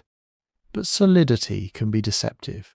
A palace kingdom was less like a mountain than a machine. It needed grain coming in. It needed animals counted. It needed workers assigned. It needed bronze, timber, wool, oil, and pottery moving to the right places at the right times. It needed roads safe enough for messengers and carts. It needed nearby communities to believe that cooperating with the centre was better than ignoring it. When all of that worked, Thebes could gather wealth from a wide landscape and turn it into power, and the archaeological evidence suggests that it did. Thebes was one of the major Mycenaean centres of Boeotia, perhaps the dominant one in the southern part of the region. Its position on the Cadmea was occupied for centuries. Archaeologists have uncovered remains of substantial Bronze Age buildings beneath the later city, along with pottery, fresco fragments, seals, storage vessels, weapons and objects made from materials that had travelled astonishing distances. Ivory was among them. That matters, because ivory did not come from the fields of Boeotia. It came through long-distance exchange, ultimately from regions connected to Africa and the eastern Mediterranean. The presence of such materials tells us that Thebes was not merely consuming what its own farmers produced. It belonged to a wider world of ships, merchants, diplomats, gifts, tribute, and elite demand. A beautiful object could carry an entire chain of dependence inside it. Somewhere, an elephant had died or been hunted. Somewhere, tusks had been cut, traded, loaded, shipped, exchanged again, and carried inland. Then a skilled craftsperson at Thebes might shape that ivory into a decorative piece for a ruler, a shrine, or a wealthy household. By the time it reached the Cadmea, it had become more than a material. It was proof that distant connections still worked. That kind of connection was precious. It was also dangerous. Because when trade routes failed, imported materials became scarce. When ships stopped arriving, workshops lost supplies. When coastal regions became unsafe, inland centres felt the consequences even if no enemy ever climbed their walls. The Bronze Age collapse was not just a story of cities being attacked. It was a story of systems losing the ability to function. And Thebes sat inside one of the most complicated systems in Greece. The later myths remembered Thebes as a city of cursed dynasties and doomed royal families. Cadmus founded it. Oedipus ruled it. His sons fought over it. 7 heroes attacked its gates. These stories are not straightforward records of the Mycenaean period. They were shaped and reshaped centuries later, but myths often cling to places that had already been ancient, powerful, and mysterious for generations. Thebes had deep memories. It had ruins beneath its streets. Old walls, old tombs, old stories whose original meanings had been forgotten. By the time Greek poets began telling tales of kings and monsters, the Bronze Age palace on the Cadmea was already a distant shadow.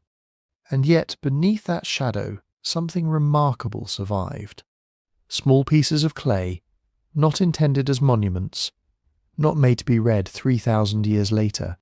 Just ordinary working records pressed with signs while the clay was still damp. Records that would eventually offer a rare glimpse into the world of Mycenaean Thebes just before the larger system around it began to fail. Those little pieces of clay were Linear B tablets. The writing looked strange at first, rows of tiny signs pressed into wet clay with a stylus. Some signs represent syllables. Some are shorthand symbols for things like sheep, grain, cloth, jars, and people.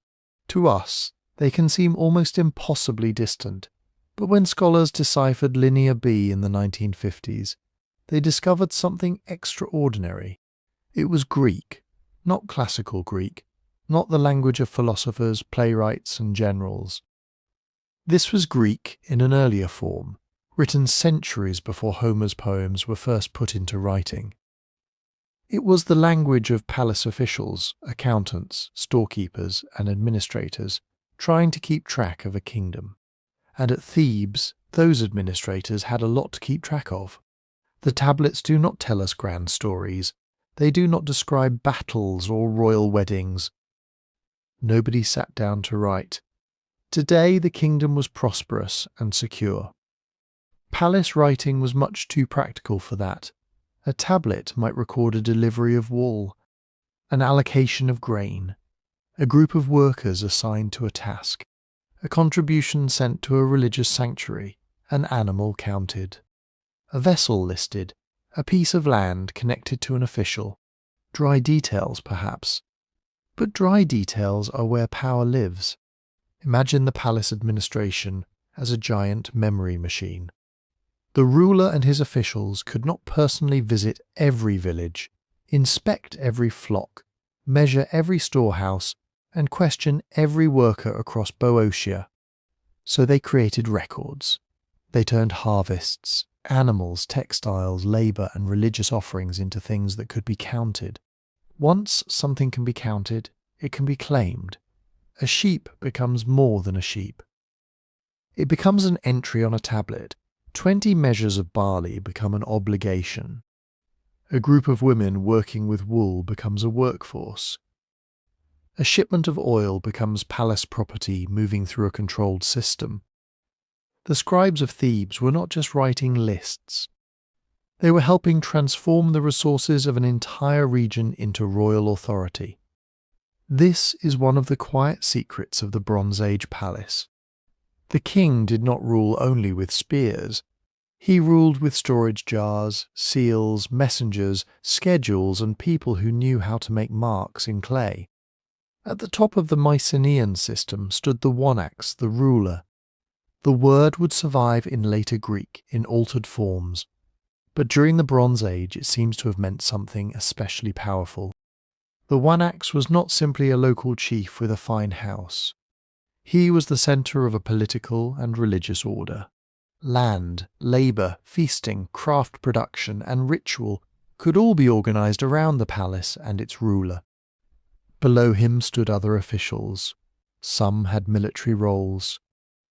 Some managed districts. Some supervised production. Some worked close to the palace itself. The exact titles can be frustratingly unclear because the tablets are so brief. They were written for people who already understood the system. A modern historian sees a few words and has to reconstruct the entire machine around them. It is like finding a single page from an office spreadsheet 3,000 years from now and trying to figure out who ran the company. But the pattern is unmistakable. Thebes had an administration capable of reaching beyond the palace walls. One especially fascinating kind of evidence comes from small clay nodules and ceilings. These were lumps of clay attached to goods, containers, doors, or documents, then stamped with engraved seals. A seal could identify an official, a household, or an institution. It could show that something had been inspected, approved, dispatched, received, or protected. Think about what that means. A box of valuable goods leaves one place. Its fastening is sealed, it arrives somewhere else. If the seal is broken, everyone knows the box has been opened. The little lump of clay becomes a primitive security system, a receipt, an official signature, and a warning all at once. Thebes produced large numbers of these administrative sealings. They suggest a busy palace world where goods and information moved through controlled channels. Not a simple economy of neighbours swapping baskets at a market, but a hierarchy with checkpoints, obligations and records. And the palace was deeply involved in textiles. This mattered enormously. Cloth was one of the great industries of the Bronze Age. Wool could be gathered from flocks, cleaned, spun, dyed, woven, stored and distributed. Fine textiles could be worn by elites, offered to gods, exchanged with foreign rulers, used to pay workers, or sent away as valuable trade goods. A kingdom that controlled wool and labour controlled wealth that could be folded, packed, carried, and traded across the sea. The tablets from Thebes reveal officials tracking this kind of activity with remarkable precision. Workers appear in groups, materials appear in quantities. Products are assigned and moved behind every short line of writing. There were real people, shepherds in the hills, women at looms, porters carrying jars, craftspeople working under deadlines, scribes sitting near storerooms, pressing signs into clay before the day's numbers were forgotten. Some of those records also touch religion. The palace and the sacred world were not separate in the modern sense. Offerings to deities could be recorded through the same administrative system that counted goods and workers. Religious festivals required food, animals, cloth, vessels, and labour. Sanctuaries could hold land and influence. The ruler's authority may have depended partly on his ability to keep the relationship between humans and gods properly supplied, which raises an unsettling question. What happened when the supplies stopped coming? Before we go there, a small pause for anyone who enjoys the parts of history that refuse to fit neatly into a tablet or a textbook. There is a book about 12 unexplained mysteries available on the website, and the link is in the description. Some mysteries are ancient, some are much closer to home, but all of them begin with the same feeling. A clue survives, and the larger story has vanished. That is exactly the feeling these Theban archives give us, because the tablets were never meant to last. Clay tablets were usually temporary records. Once their information had been transferred, checked, or replaced, they could be discarded and recycled. They survived only because fire baked them hard. The same disaster that destroyed a building could preserve its paperwork for thousands of years. So every tablet from Thebes carries a strange double meaning. It is evidence of a functioning kingdom, and evidence that at some point something went badly wrong inside the building where it was stored. The scribes did not know they were writing for us. They were simply doing what palace scribes did, recording the flow of a complicated world that depended on order continuing tomorrow. But tomorrow was becoming less certain, and then, somewhere near the end of the 13th century BC, that tomorrow stopped arriving in the expected form. The palace at Thebes was destroyed in a fire. The exact date remains debated, because Bronze Age chronology is never as neat as we would like it to be. But the destruction belongs to the same broad era of mounting instability that damaged or ended palace centres across mainland Greece. And after the destruction, the old regional administration disappears. That phrase can sound almost gentle. Regional administration disappears. It sounds like an office closing early on a Friday afternoon. In reality, it meant an entire way of organising life had broken apart. The palace had been the place where obligations were gathered, recorded, and redirected. Grain from one district, wool from another, labour from groups of workers. Offerings for sanctuaries, goods for elite households.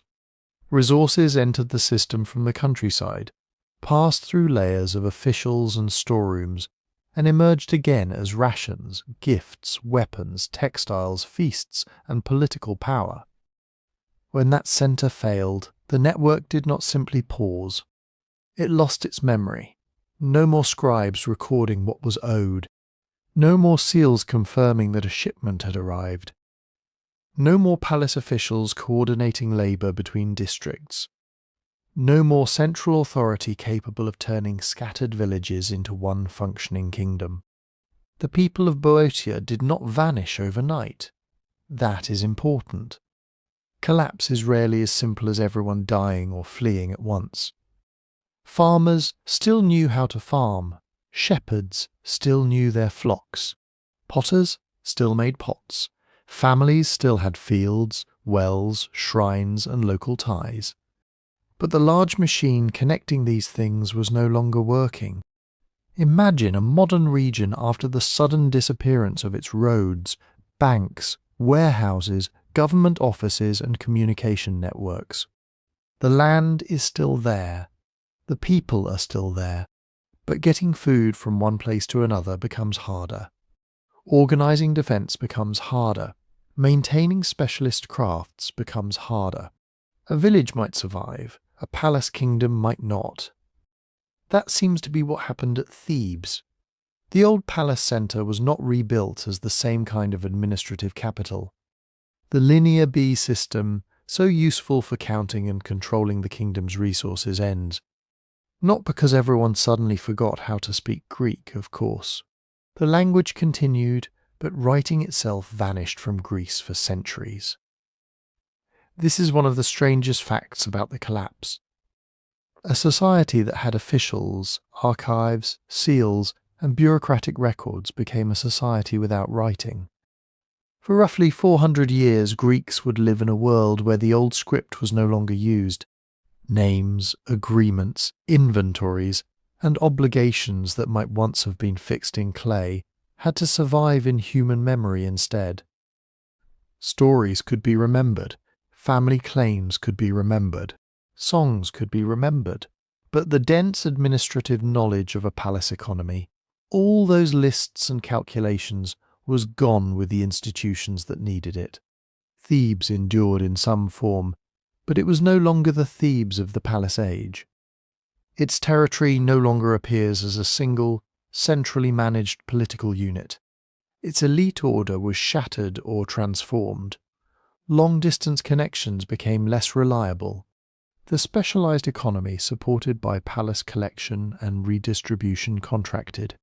Fine goods still existed, and communities continued, but the scale had changed. The kingdom had become a landscape of smaller possibilities. Why did this happen? The honest answer is that we cannot point to one smoking spear, one invading army, or one final terrible harvest, and say, there. That was the cause. Mainland Greece was under pressure from several directions at once. Conflict may have played a role. Some sites show destruction and signs of violence. Earthquakes have been proposed since Greece is a seismically active land. Drought or climate stress may have reduced harvests and increased competition. Disruptions to trade would have made it harder to obtain metals and luxury materials. Internal revolts are possible too, because systems that demand labour and produce inequality can become unstable when food grows scarce.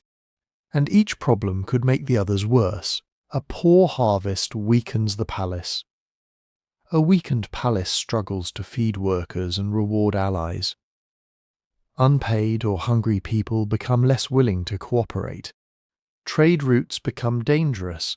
Weapons become harder to replace. Local leaders begin making decisions for themselves. Then a fire, an attack, or an earthquake arrives, and the system has too little strength left to recover. That is the terrifying thing about complex societies. They can look permanent right up until the moment they do not. The Theban palace had organized a whole region through records, labor, storage, ritual, and authority. Yet once its central structures fell, there was no automatic replacement waiting in the wings. The system had been built to serve a palace. Without the palace, much of its purpose disappeared. Still, the memory of Thebes did not disappear. Centuries later, in a very different Greece, Thebes would rise again as a powerful city, and Greek storytellers would fill its past with kings, curses, monsters, and tragic families. They remembered Thebes as a place of ancient greatness, though they no longer understood the bureaucratic kingdom beneath those legends. But beneath the later myths, there is the quieter truth. A palace burned, its records hardened in the heat. Its regional network came undone, and one more centre of the Bronze Age world slipped out of history's grasp. Across the sea, another kingdom was facing a different kind of danger. An island rich in copper, tied to every major power around it, was about to discover what happens when the trade routes holding an entire civilization together begin to fail. Number 6. The Kingdom of Alashiya on Cyprus. If Thebes was a palace kingdom tied together by records and storehouses, Alashiya was something even more essential to the Bronze Age world. It was a source, a place other kingdoms needed. Across the eastern Mediterranean, kings could claim armies, temples, ports, fertile fields, and ancient ancestors. But none of those things mattered very much if you could not obtain metal. And when Bronze Age people thought about metal, one island stood out above almost all the others: Cyprus. Most historians identify the kingdom called Alashiya in ancient records with Cyprus, or at least with a major political power based on the island. The evidence is not perfect, because Bronze Age geography loves to leave historians with just enough information to argue for 100 years. But the connection is overwhelmingly persuasive. Alashiya was famous for copper, not a little copper, not a local mine producing enough metal for a few tools and ornaments. Cyprus possessed some of the richest and most accessible copper deposits in the Mediterranean world. Its mountains contained ores that could be dug from the ground, broken apart, heated in furnaces, and transformed into the raw material of an international civilization. And that raw material was everywhere. Copper made axes. Copper made chisels. Copper made knives, spearheads, bowls, pins, mirrors, armor fittings, and the tools needed to shape wood, stone, leather, and cloth. Mixed with tin, it became bronze, harder and more useful than copper alone. Bronze gave its name to the age because it was not just another material. It was the material that made large, organized societies work. A palace needed bronze tools for its workshops. Farmers needed metal blades. Soldiers needed weapons. Shipbuilders needed nails, fittings, and cutting tools. Temples needed prestige objects. Kings needed gifts impressive enough to remind foreign rulers that friendship with them had value. And all of that began with copper. Picture the island in its better years. Cyprus sits in the eastern Mediterranean, south of Anatolia, west of the Levant, and within reach of Egypt, Syria, and the Aegean. It is not a huge island, but it occupies an extraordinary position. Ships moving between the great powers of the age could pass close by it. Its ports connected the sea lanes, its hills held ore. Its forests provided fuel for the hungry furnaces needed to smelt that ore. This was not simply a fortunate location. It was the kind of location that could turn an island into a kingdom of continental importance. Copper ore does not emerge from the earth ready to become a sword. First, miners had to find it. Then they had to dig shafts and tunnels, sometimes following narrow veins of ore through difficult rock. The ore had to be hauled out, crushed, sorted, and heated. Charcoal had to be produced in huge quantities. Furnaces had to be built and maintained. Skilled workers had to control temperatures high enough to separate metal from stone. Then the copper had to be cast, stored, carried to the coast, loaded onto ships, and sent across dangerous water to buyers hundreds of miles away. Every bar of metal represented labour. Every shipment represented organisation. And that is why Alashiya mattered so much. It was not merely rich in copper beneath the ground. It had developed the ability to turn that underground wealth into exports on a scale that reached the greatest states of the Late Bronze Age. Archaeologists have found the physical evidence in one of the strangest and most beautiful forms of ancient industry, the oxhide ingot. These were large slabs of copper, usually shaped with 4 projecting corners. To modern eyes, they can look vaguely like stretched animal hides laid flat on the ground. But the shape was practical. The corners gave people something to grip.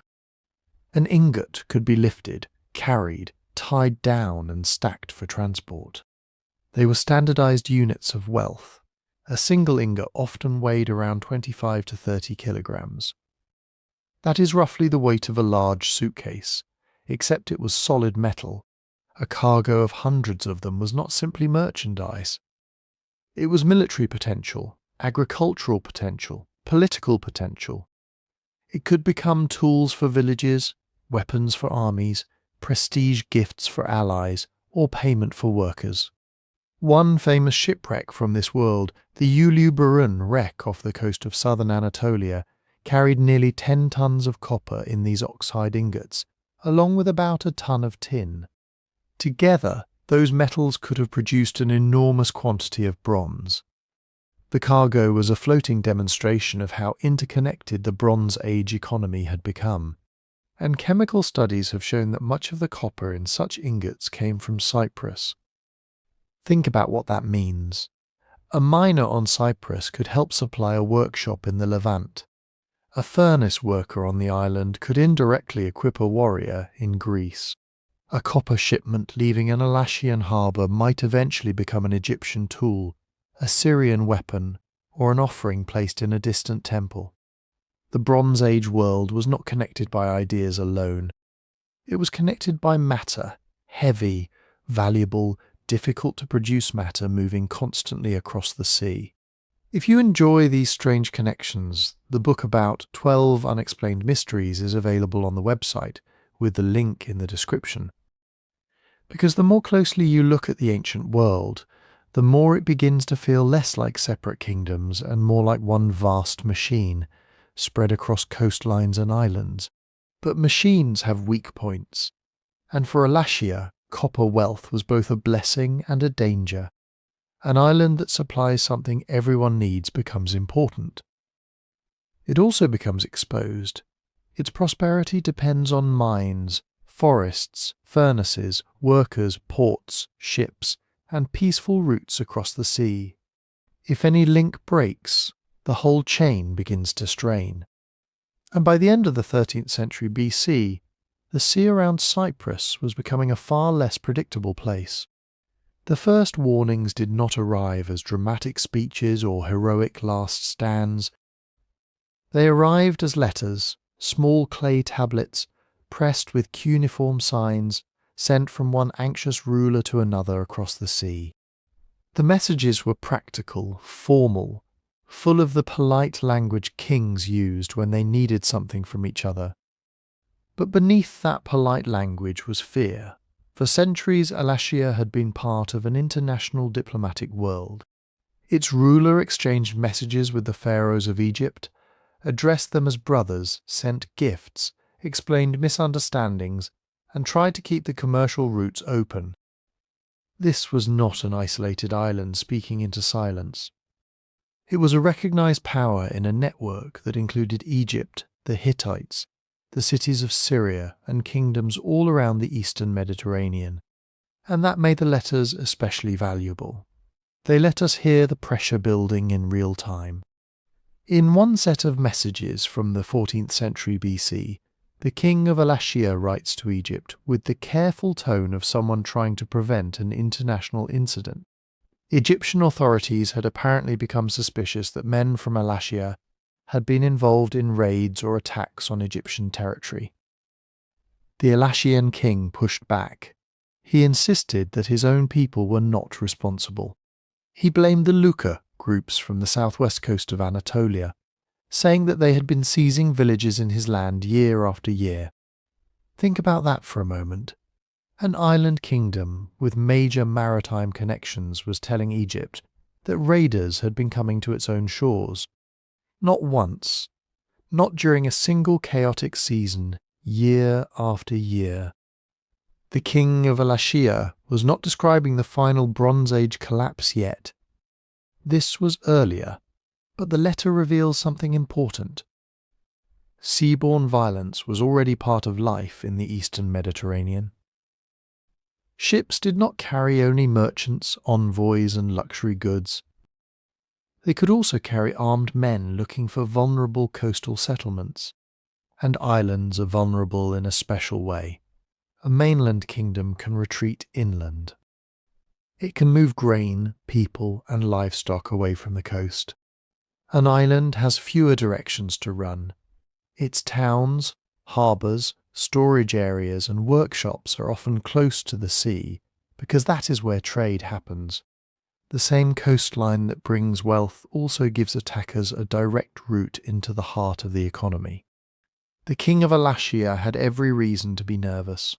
Then, near the end of the Bronze Age, the messages become more urgent. At Ugarit, on the Syrian coast, archaeologists found letters that seem to have been written during the final crisis, perhaps only days or weeks before the city was destroyed. One message from the ruler of Ugarit asks the king of Alashiya for information. Enemy ships had appeared. Coastal towns were being attacked. The king needed to know what was happening beyond his own horizon. That detail is easy to miss, but it is terrifying. Ugarit was looking out to sea and could see danger. Alashiya, farther west on Cyprus, might know where the ships had come from, where they had gone, or whether more were on the way. The island was not simply another victim waiting helplessly in the storm. It was an intelligence point in a collapsing maritime world, and the reply from Alashiya is among the most haunting documents of the age. The king warns that enemy ships have been seen at sea. He tells Ugarit to be on guard. If these ships have landed, he says, then the king of Ugarit will know it. It is a strangely restrained message, no long explanation, no promise of rescue, no grand strategy for defeating the attackers. Just a warning. Enemy ships are out there. Watch the coast. By the time those words were pressed into wet clay, the old system may already have been failing too quickly for anyone to control. Ugarit had sent much of its fleet away, apparently in service to the Hittite king. Its army may also have been absent. The city was exposed. And soon afterward it burned. For Alashiya, the danger was not theoretical. The island stood directly in the paths connecting Anatolia, Syria, the Levant, and the Aegean. Any disruption in those waters could reach Cyprus. Raiders could strike its settlements. Traders could stop sailing. Foreign states could demand ships, supplies, or support. And desperate people fleeing destroyed coasts might arrive seeking food, shelter, or land. There is also a remarkable Hittite text from the reign of Sopoluliuma II, one of the last Hittite kings. It claims that Hittite forces fought ships belonging to Alashiya at sea, defeated them, and then carried the war onto the island itself. The wording is triumphant, as royal inscriptions usually are. Kings rarely carve messages saying, "Things are complicated and nobody is fully in control," so historians debate exactly what happened. Was Alashiya an enemy? Was there a rebellion? Was this an attempt by the Hittites to seize control of a vital island during the wider crisis? We cannot know for certain, but the fact that a Hittite king was fighting naval battles involving Alashiya tells us how dangerous the sea had become. The island was no longer just a place ships visited. It was becoming a place ships fought over. But this is where the story becomes more complicated than a simple tale of a kingdom that vanished overnight. Because Cyprus did not disappear. Its people did not vanish into the sea. The island was not abandoned. Archaeologists have found evidence of destruction at several important late Bronze Age sites, including places like Enkomi, Kitchen, Cinder, and Hala Sultan Tekke. Buildings burned. Settlements were damaged. Some areas were rebuilt. Others changed shape. New communities appeared in places that may have been easier to defend. That sounds familiar by now. A crisis arrives. Palaces burn. Trade routes break down. Old political systems lose their grip. But ordinary people keep going. They salvage what they can. They move inland or uphill or behind stronger walls. They rebuild with fewer resources and less certainty than before. The difficult question is not whether Cyprus suffered. It clearly did. The difficult question is what happened to Alashiya itself. Was Alashiya a single centralized kingdom, ruled from one great capital and controlled by one king? If so, did that kingdom collapse along with the Hittite Empire, Ugarit, Pylos, and so many other Bronze Age powers? Or was Alashiya something more flexible? A name used by foreign courts for Cyprus as a whole, even when political control on the island was divided among several regional rulers. If that was the case, then perhaps the political system changed without Cyprus ever becoming completely leaderless. This matters because ancient texts can make the past look more organized than it really was. Egyptian scribes and Hittite kings liked clear categories. They wanted to know who ruled where. They wanted a king they could address, a person responsible for shipments, treaties, tribute, and trouble at sea. Calling Cyprus Alashiya and writing to its king may not tell us exactly how power worked in every town, port, mine, and farming village across the island. It may tell us how the great powers preferred to see it. Picture an Egyptian official preparing a letter. He needs copper, or information, or an explanation for some diplomatic problem. He cannot write separately to every local ruler on Cyprus. He writes to the king of Alashiya. Maybe that king truly commanded the whole island. Maybe he was the most powerful ruler among several. Maybe his authority depended on cooperation from local elites who had their own interests, their own armed followers, and their own access to the coast. The evidence is frustratingly incomplete, and honestly, that is part of what makes this period so fascinating. Every broken wall, every tablet, every storage jar becomes a clue in a mystery where the most important document may never have survived. If you enjoy that kind of historical puzzle, there is a book about 12 unexplained mysteries available on the website, with a link in the description. What archaeology does suggest is that Cyprus experienced both disruption and continuity. Some old centres declined. Some were rebuilt in altered forms. New settlement patterns emerged. There are signs that people moved toward fortified or more defensible places during the troubled years after 1200 BC. At the same time, the island remained inhabited, connected, and economically active. It was damaged, but it was not erased. That makes Cyprus different from places like Ugarit. Ugarit was destroyed and never truly returned as the international city it had been.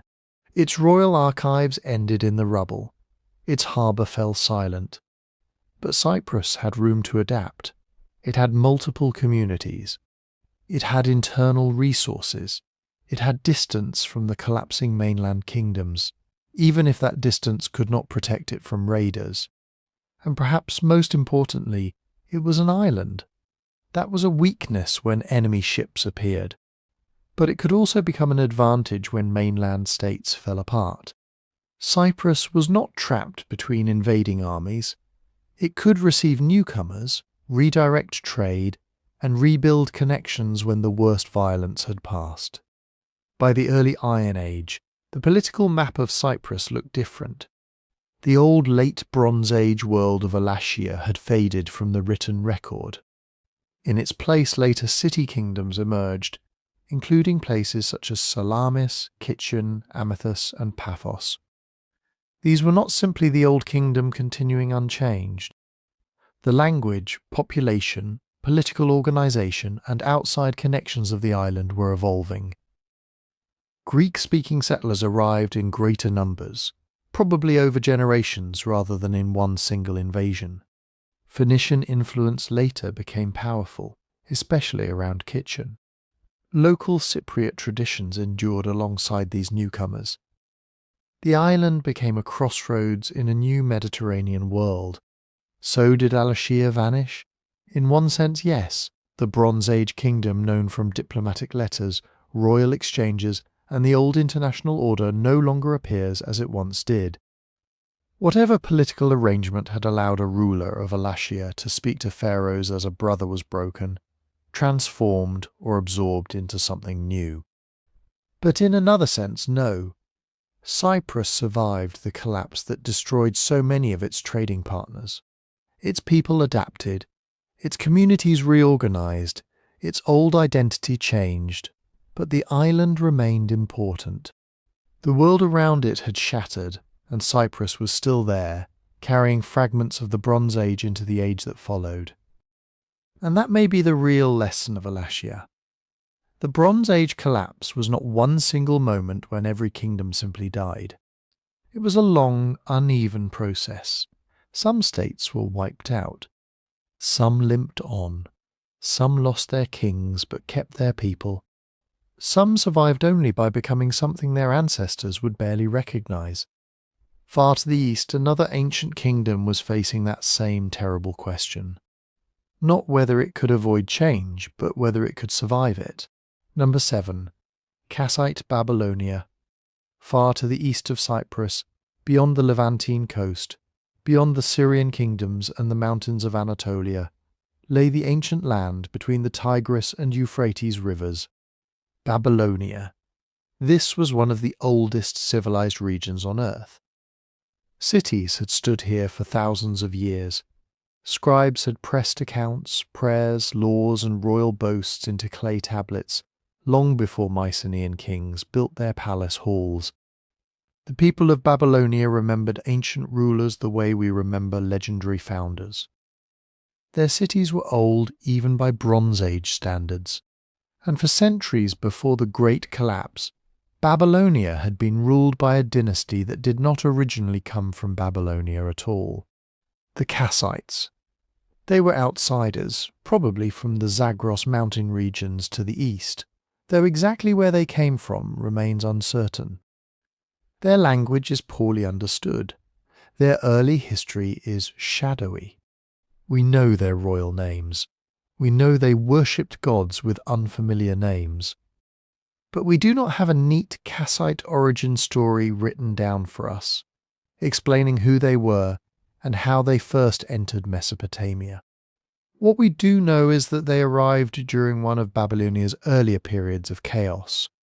Around 1595 BC, the Hittite king Slee I marched all the way from Anatolia to Babylon itself. It was an extraordinary military raid, hundreds of miles through difficult territory. He sacked the city, carried away its treasures, including the sacred statue of the god Marduk, and then left. Imagine that. A king travels across much of the ancient Near East, strikes one of the world's greatest cities, takes its god, and disappears back toward home. Babylon was left wounded, humiliated, and politically unstable. Into that uncertainty came the Kassites. They did not create Babylon. They did not invent its writing, its temples, its laws, or its traditions. Instead, they did something more patient, and in some ways more impressive. They became Babylonian. For roughly 4 centuries, the Kassite kings ruled Babylonia. That is an astonishingly long time, longer than many famous ancient empires lasted, longer than the Hittite Empire at its height, longer than the Mycenaean palace system. Generation after generation, Kassite rulers held together the rich but vulnerable river plain of southern Mesopotamia. Think about what that required. Babylonia was not a mountain fortress or an isolated island. It was open country. Rivers, canals, fields, marshes, and ancient cities spread across a flat landscape. Armies could enter it from several directions. Powerful neighbours watched its borders, Internal rivalries could grow in the old urban centres. A bad harvest, a damaged canal system, or a disputed succession could quickly become a political disaster. Yet the Kassite dynasty endured. They ruled from Babylon, but they also built and supported other centres of power. One of their great projects was a new city called Dur-Kurigalzu, named for a king called Kurigalzu. Its ruins still rise from the Iraqi landscape, including the remains of a massive ziggurat. Even today, the structure looks like a dark, artificial hill on the plain, a reminder that someone once commanded enough labour, grain, brick and authority to build something enormous in a land of ancient cities. The Kassites understood something important. To rule Babylonia, you could not simply occupy it. You had to participate in its sacred traditions. You had to support the temples. You had to honour Marduk and the other gods. You had to use cuneiform writing. You had to work with local elites, scribes, priests, merchants and landholders, whose families had lived in these cities for generations. So the Kassite kings adopted Babylonian royal customs. Their inscriptions were written in Akkadian. Their administration depended on the same old scribal culture that had survived dynasty after dynasty. They presented themselves not as foreign conquerors passing through, but as legitimate kings of Babylonia. And for a very long time that strategy worked. Kassite Babylonia became part of the Late Bronze Age international system. Its kings exchanged letters and gifts with Egypt. They arranged royal marriages with foreign courts. Babylonian princesses travelled west to become queens in distant lands. Gold came from Egypt. Horses, luxury goods, texts, skilled craftsmen and diplomatic messages crossed vast distances through networks that connected Mesopotamia to the Mediterranean world. It was a world built on trust, status, and constant movement. A letter could take months to arrive. A marriage alliance might bind two royal houses for generations. A shipment of precious materials could pass through the hands of merchants, caravan leaders, port officials, guards, and local rulers before reaching its destination. If you enjoy these kinds of mysteries, where a few clay tablets reveal an entire lost world of kings and secrets, there is a book about 12 unexplained mysteries available on the website, with the link in the description. For the Kassite kings, stability was their great achievement. They inherited a fractured country and turned it into a durable kingdom. Not always peaceful, not always powerful enough to dominate its neighbours, but stable enough to survive century after century while kingdoms rose and fell around it.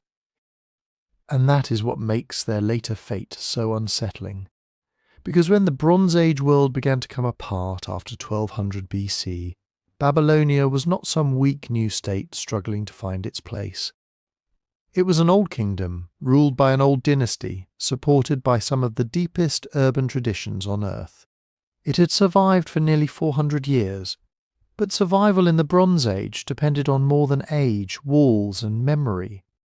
And then the pressure came from the east. Beyond the Babylonian plain, beyond the lower courses of the Tigris, lay Elam. Its kings ruled from cities in what is now southwestern Iran, especially the great centre of Susa. Elam was not a distant barbarian land at the edge of the map. It was an old, organised, literate kingdom with its own royal traditions, armies, temples and ambitions. For centuries Elam and Babylonia had lived as neighbours do, sometimes trading, sometimes negotiating, sometimes marrying into one another's royal families, and sometimes fighting bitterly over borderlands, cities, tribute and prestige. Near the end of the 12th century BC, an Elamite king named Shutruk-Nahonte decided that Babylonia was vulnerable. We do not know every step that led to his invasion. Ancient records rarely give us the kind of complete explanation modern historians would love. They do not tell us exactly what reports reached Susa, what arguments took place in the Elamite court, or what moment convinced the king that this was the time to strike. But Shutruk-Nahunte had reasons to be confident. Babylonia was wealthy. Its temples held treasure. Its cities contained generations of accumulated grain, metal, textiles, and skilled labour.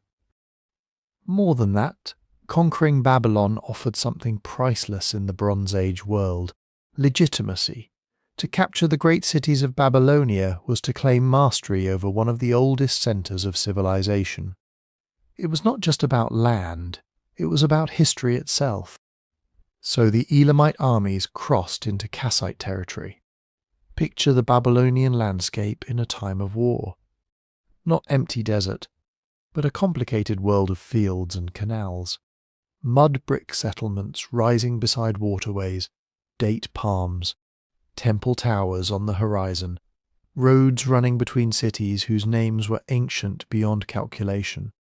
An invading army had to move through this landscape, taking crossings, securing supplies, threatening towns, and forcing local leaders to choose whether to resist, submit, or wait and see who won. The Kassite king at this terrible moment was Zababa Shuma-Idina. His reign was brief, so brief in fact that it almost feels like a warning written into the king lists.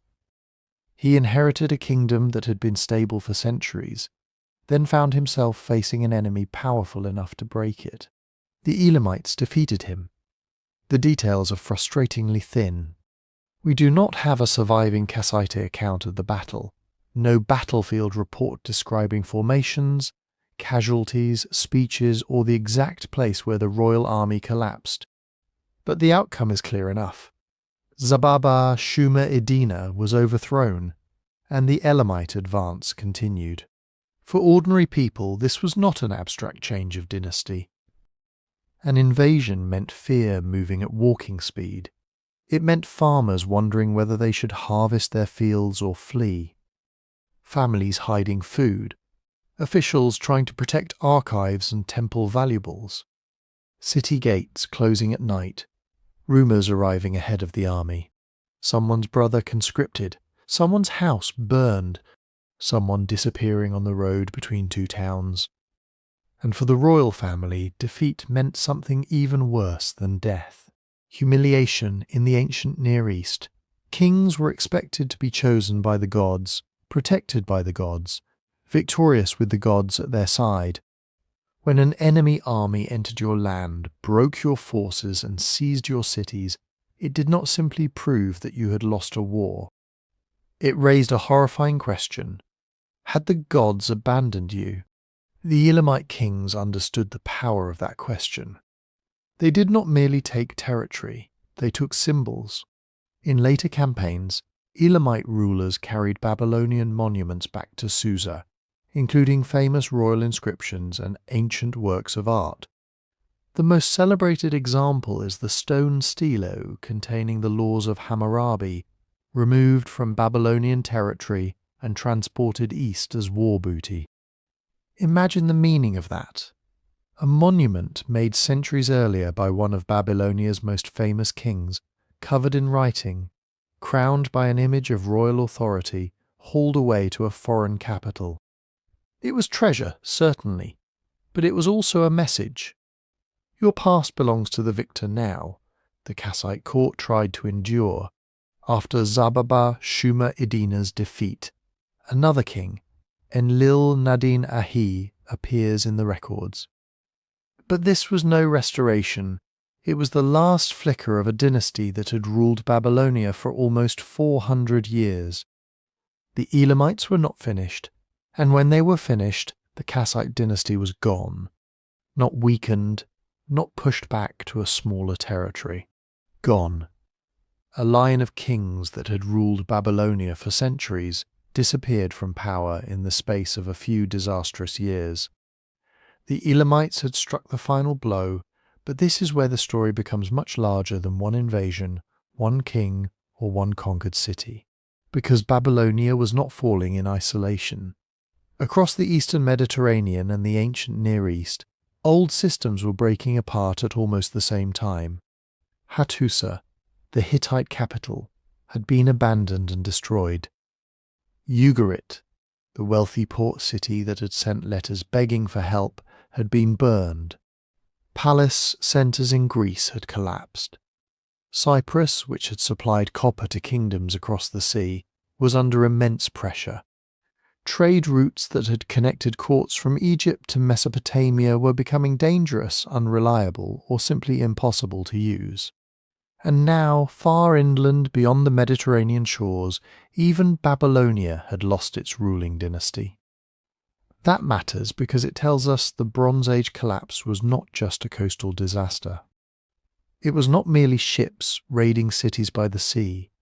It was not one tribe, one earthquake, one invasion route, or one unlucky kingdom. It was a regional systems failure. Think about how interconnected this world had become. A Babylonian temple needed metal for tools, weapons, gates, and ritual objects. That metal might begin as copper in Cyprus, then travel by ship to Syria, perhaps mixed with tin brought from distant mountains through merchant networks nobody fully controlled. A king needed horses, wood, textiles, grain, luxury goods, scribes, diplomats, soldiers, and messengers. Each of those depended on roads, rivers, ports, storehouses, taxes, and political stability. When the network worked, it made kingdoms rich. When it failed, it made them fragile. A palace economy can look unbelievably powerful from the outside. Great walls, armories, archives, huge temples, thousands of workers directed by officials with clay tablets and seals. But that same system can become dangerously dependent on regular flows of food, labour, and information. Miss one harvest, and the palace has less grain to distribute. Lose a trade route, and metal becomes scarce. Lose metal, and weapons, tools, and repairs become harder to make. Raise taxes to compensate, and farmers, merchants, and local elites become angry. Call up more soldiers, and fewer people are left to plant fields. Then an enemy appears at the border. Suddenly, a kingdom that seemed eternal can begin to unravel with terrifying speed. This does not mean every place fell for exactly the same reason. History is almost never that neat. Elam invaded Babylonia because Elam had its own ambitions, its own armies, and its own opportunity. The Hittite Empire faced problems that were different from those faced by the Mycenaean palaces. Cities in the Levant had their own local rivalries, their own shortages, their own decisions made by frightened rulers under pressure. But the timing is difficult to ignore. So many states were facing crisis within the same broad period that historians have to ask whether shared forces were making the whole world unstable. Climate stress may have reduced harvests in some regions. Drought may have made food shortages worse. Earthquakes may have damaged already vulnerable cities. Population movement may have brought desperate communities into conflict with settled kingdoms. Internal rebellions may have risen when palace governments could no longer provide protection or food. And then there was war. War is often the thing we see most clearly in the records because kings loved recording victories. But war can also be a symptom. Armies move when land becomes unproductive. Raiders appear when trade collapses. Neighbouring rulers attack when they believe a once powerful state can no longer defend itself. Shutruk-Nahonte did not need to cause the wider crisis in order to benefit from it. He only needed to recognize weakness. That may be one of the darkest lessons of this whole era. A civilization does not have to be destroyed by the first problem it faces. It can survive drought. It can survive war. It can survive a bad king, a lost harvest, even a damaged trade route. But when every problem arrives together, each one makes the others worse. If you enjoy these strange gaps in the ancient record, there is a book about 12 unexplained mysteries available on the website, with the link in the description, because the Bronze Age collapse is full of exactly that kind of mystery. We have burned cities, broken dynasties, abandoned palaces, desperate letters, and sudden silences. But we rarely have the one document that explains everything, and Babylonia gives us one of the clearest examples of that silence. The Kassite dynasty ended, but Babylonia itself did not vanish from the map. This is important. The land between the Tigris and Euphrates had survived too much history to disappear completely. Cities remained, farmers continued tending canals when conditions allowed, temples continued preserving old traditions, scribes continued writing, copying, calculating, and remembering the names of kings who had ruled long before their own grandparents were born. Babylonian civilization bent. It broke in places, but it did not die. That is different from what happened to the Hittite Empire, different from Ugarit, different from many of the palace kingdoms of Greece, whose writing systems vanished along with the institutions that had supported them. After the Kassites, Babylonia entered a harsher, more unstable age.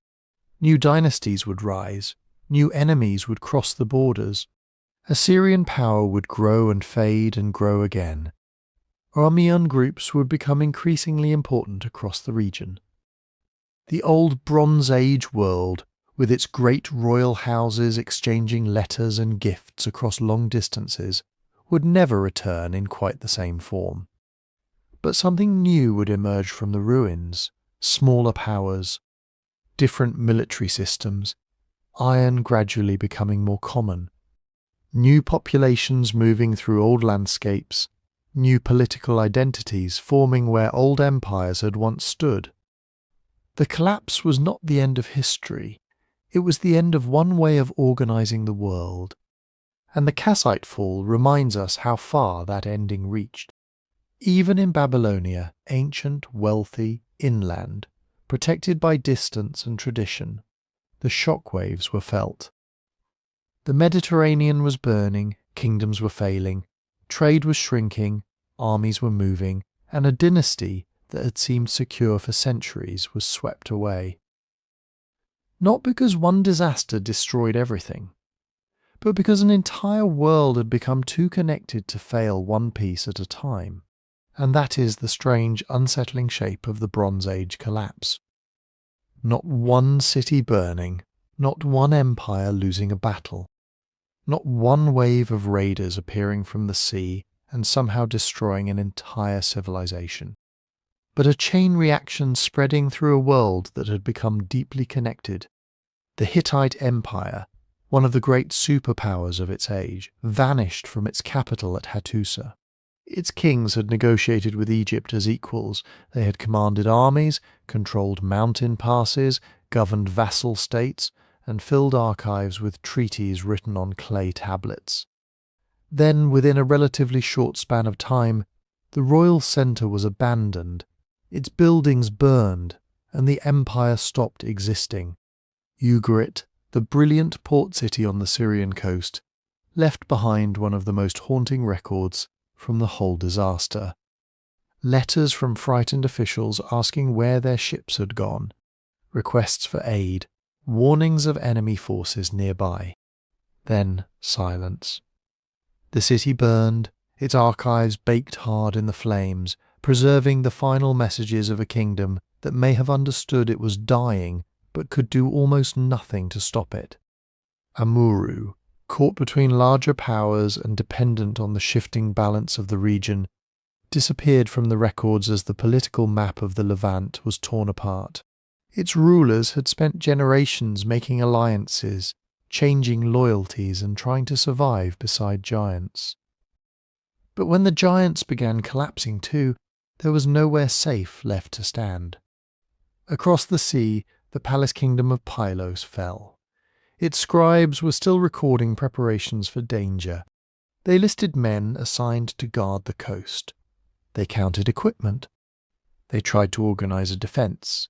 The tablets give us a glimpse of administration continuing almost until the final moment, as if the palace still believed that careful planning and official orders might hold the world together. Then the palace burned. Thebes, another important Mycenaean centre, suffered destruction and decline. Its palatial system broke apart. The scribes disappeared. The bureaucracies vanished. The world that had produced huge fortified citadels, organized workshops, royal storehouses, and long-distance trade was no longer functioning in the same way. Alashiya on Cyprus faced the terrifying pressure of being essential to everyone else. Its copper helped power the Bronze Age economy. Kingdoms needed it for weapons, tools, armor, trade, and prestige. But being central to a trade network also meant being vulnerable when that network failed. Ships could no longer travel safely. Markets could no longer be trusted. Demands for metal may have grown more desperate, just as the ability to move it became more dangerous. And then there was Kassite Babylonia, far from the burning coastal cities, far from the Aegean palaces and Levantine harbours. The Kassite dynasty ruled a land with deep traditions and ancient cities. Yet even there, the wider age of instability created opportunities for conquest. The Elamites attacked, carried away symbols of Babylonian power, and brought a long dynasty to its end. 7 kingdoms, 7 different stories. But when you place them beside each other, they start to look less like separate tragedies and more like parts of the same enormous event. This is what makes the Bronze Age collapse so difficult to understand. If a single enemy had destroyed all these kingdoms, we would expect to find one army moving across the map, one leader claiming victory after victory, one clear pattern of conquest. But that is not what the evidence shows. If drought alone had done it, we would expect every collapse to follow the same agricultural pattern. But some places recovered, some places suffered more than others. Some cities burned, some were abandoned, some dynasties ended, while the cities and cultures beneath them continued. If earthquakes alone had done it, we would expect broken walls and damaged buildings. But earthquakes do not explain desperate letters, food shortages, failed diplomacy, vanished trade routes, and political revolts. The truth may be less satisfying than a single dramatic answer. The Bronze Age world may have failed because it was hit by too many crises at once. Picture the Eastern Mediterranean around 1200 BC. It is not an empty sea between isolated kingdoms. It is a crowded highway. Ships carry copper from Cyprus. Tin arrives through long and uncertain routes. Grain moves toward regions suffering shortages. Merchants carry timber, wine, oil, textiles, ivory pottery, and luxury goods. Royal messengers cross borders with gifts and demands. Princesses marry into foreign dynasties. Armies march along roads built to protect trade and collect taxes. For centuries, this system created wealth on a scale that earlier generations could barely have imagined. A palace could store huge quantities of grain. A king could equip chariots with bronze weapons. Officials could record deliveries, taxes, workers, animals, and military obligations. Cities could depend on distant lands for materials they did not have themselves. It must have seemed permanent. That is the danger of a system that works very well for a very long time. People begin to build their lives around it. A ruler expects grain shipments to arrive. A smith expects copper and tin. A farmer expects the palace to provide seed, protection, and access to water. A merchant expects ports to remain open. A city expects its allies to answer when it sends a message asking for help. But what happens when the grain shipment does not arrive? What happens when drought reduces the harvest? When refugees move into already crowded lands? When piracy threatens the sea lanes? When a rival kingdom stops sending aid because it is facing disaster of its own? What happens when the palace has fewer supplies, but its obligations remain exactly the same? That is when the system begins to turn against itself. The palace raises taxes because its storerooms are low. Local communities become angry because they are asked to give more when they have less. Officials compete for resources. Soldiers are called away from farms. Trade becomes risky. Metal becomes scarce. Weapons become harder to replace. Then neighbouring rulers notice the weakness. Then raiders appear. Then cities begin closing their gates. And when every kingdom is trying to save itself, there may be nobody left to save anyone else. This is why the collapse was probably worse than the simple version we often hear. It was not just the destruction of buildings. Buildings can be rebuilt. It was not just the fall of kings. Dynasties can be replaced. It was the loss of systems that had taken centuries to create. Writing disappeared from parts of Greece for generations after the palaces fell. International diplomacy shrank. Long-distance trade became smaller and less reliable. Crafts that depended on imported materials became harder to sustain. Populations moved. Old political borders became meaningless. Entire regions entered periods where we know far less about the people living there because fewer written records survived. For the people who lived through it, there was no label called the Bronze Age collapse. They did not know they were standing at the end of an age.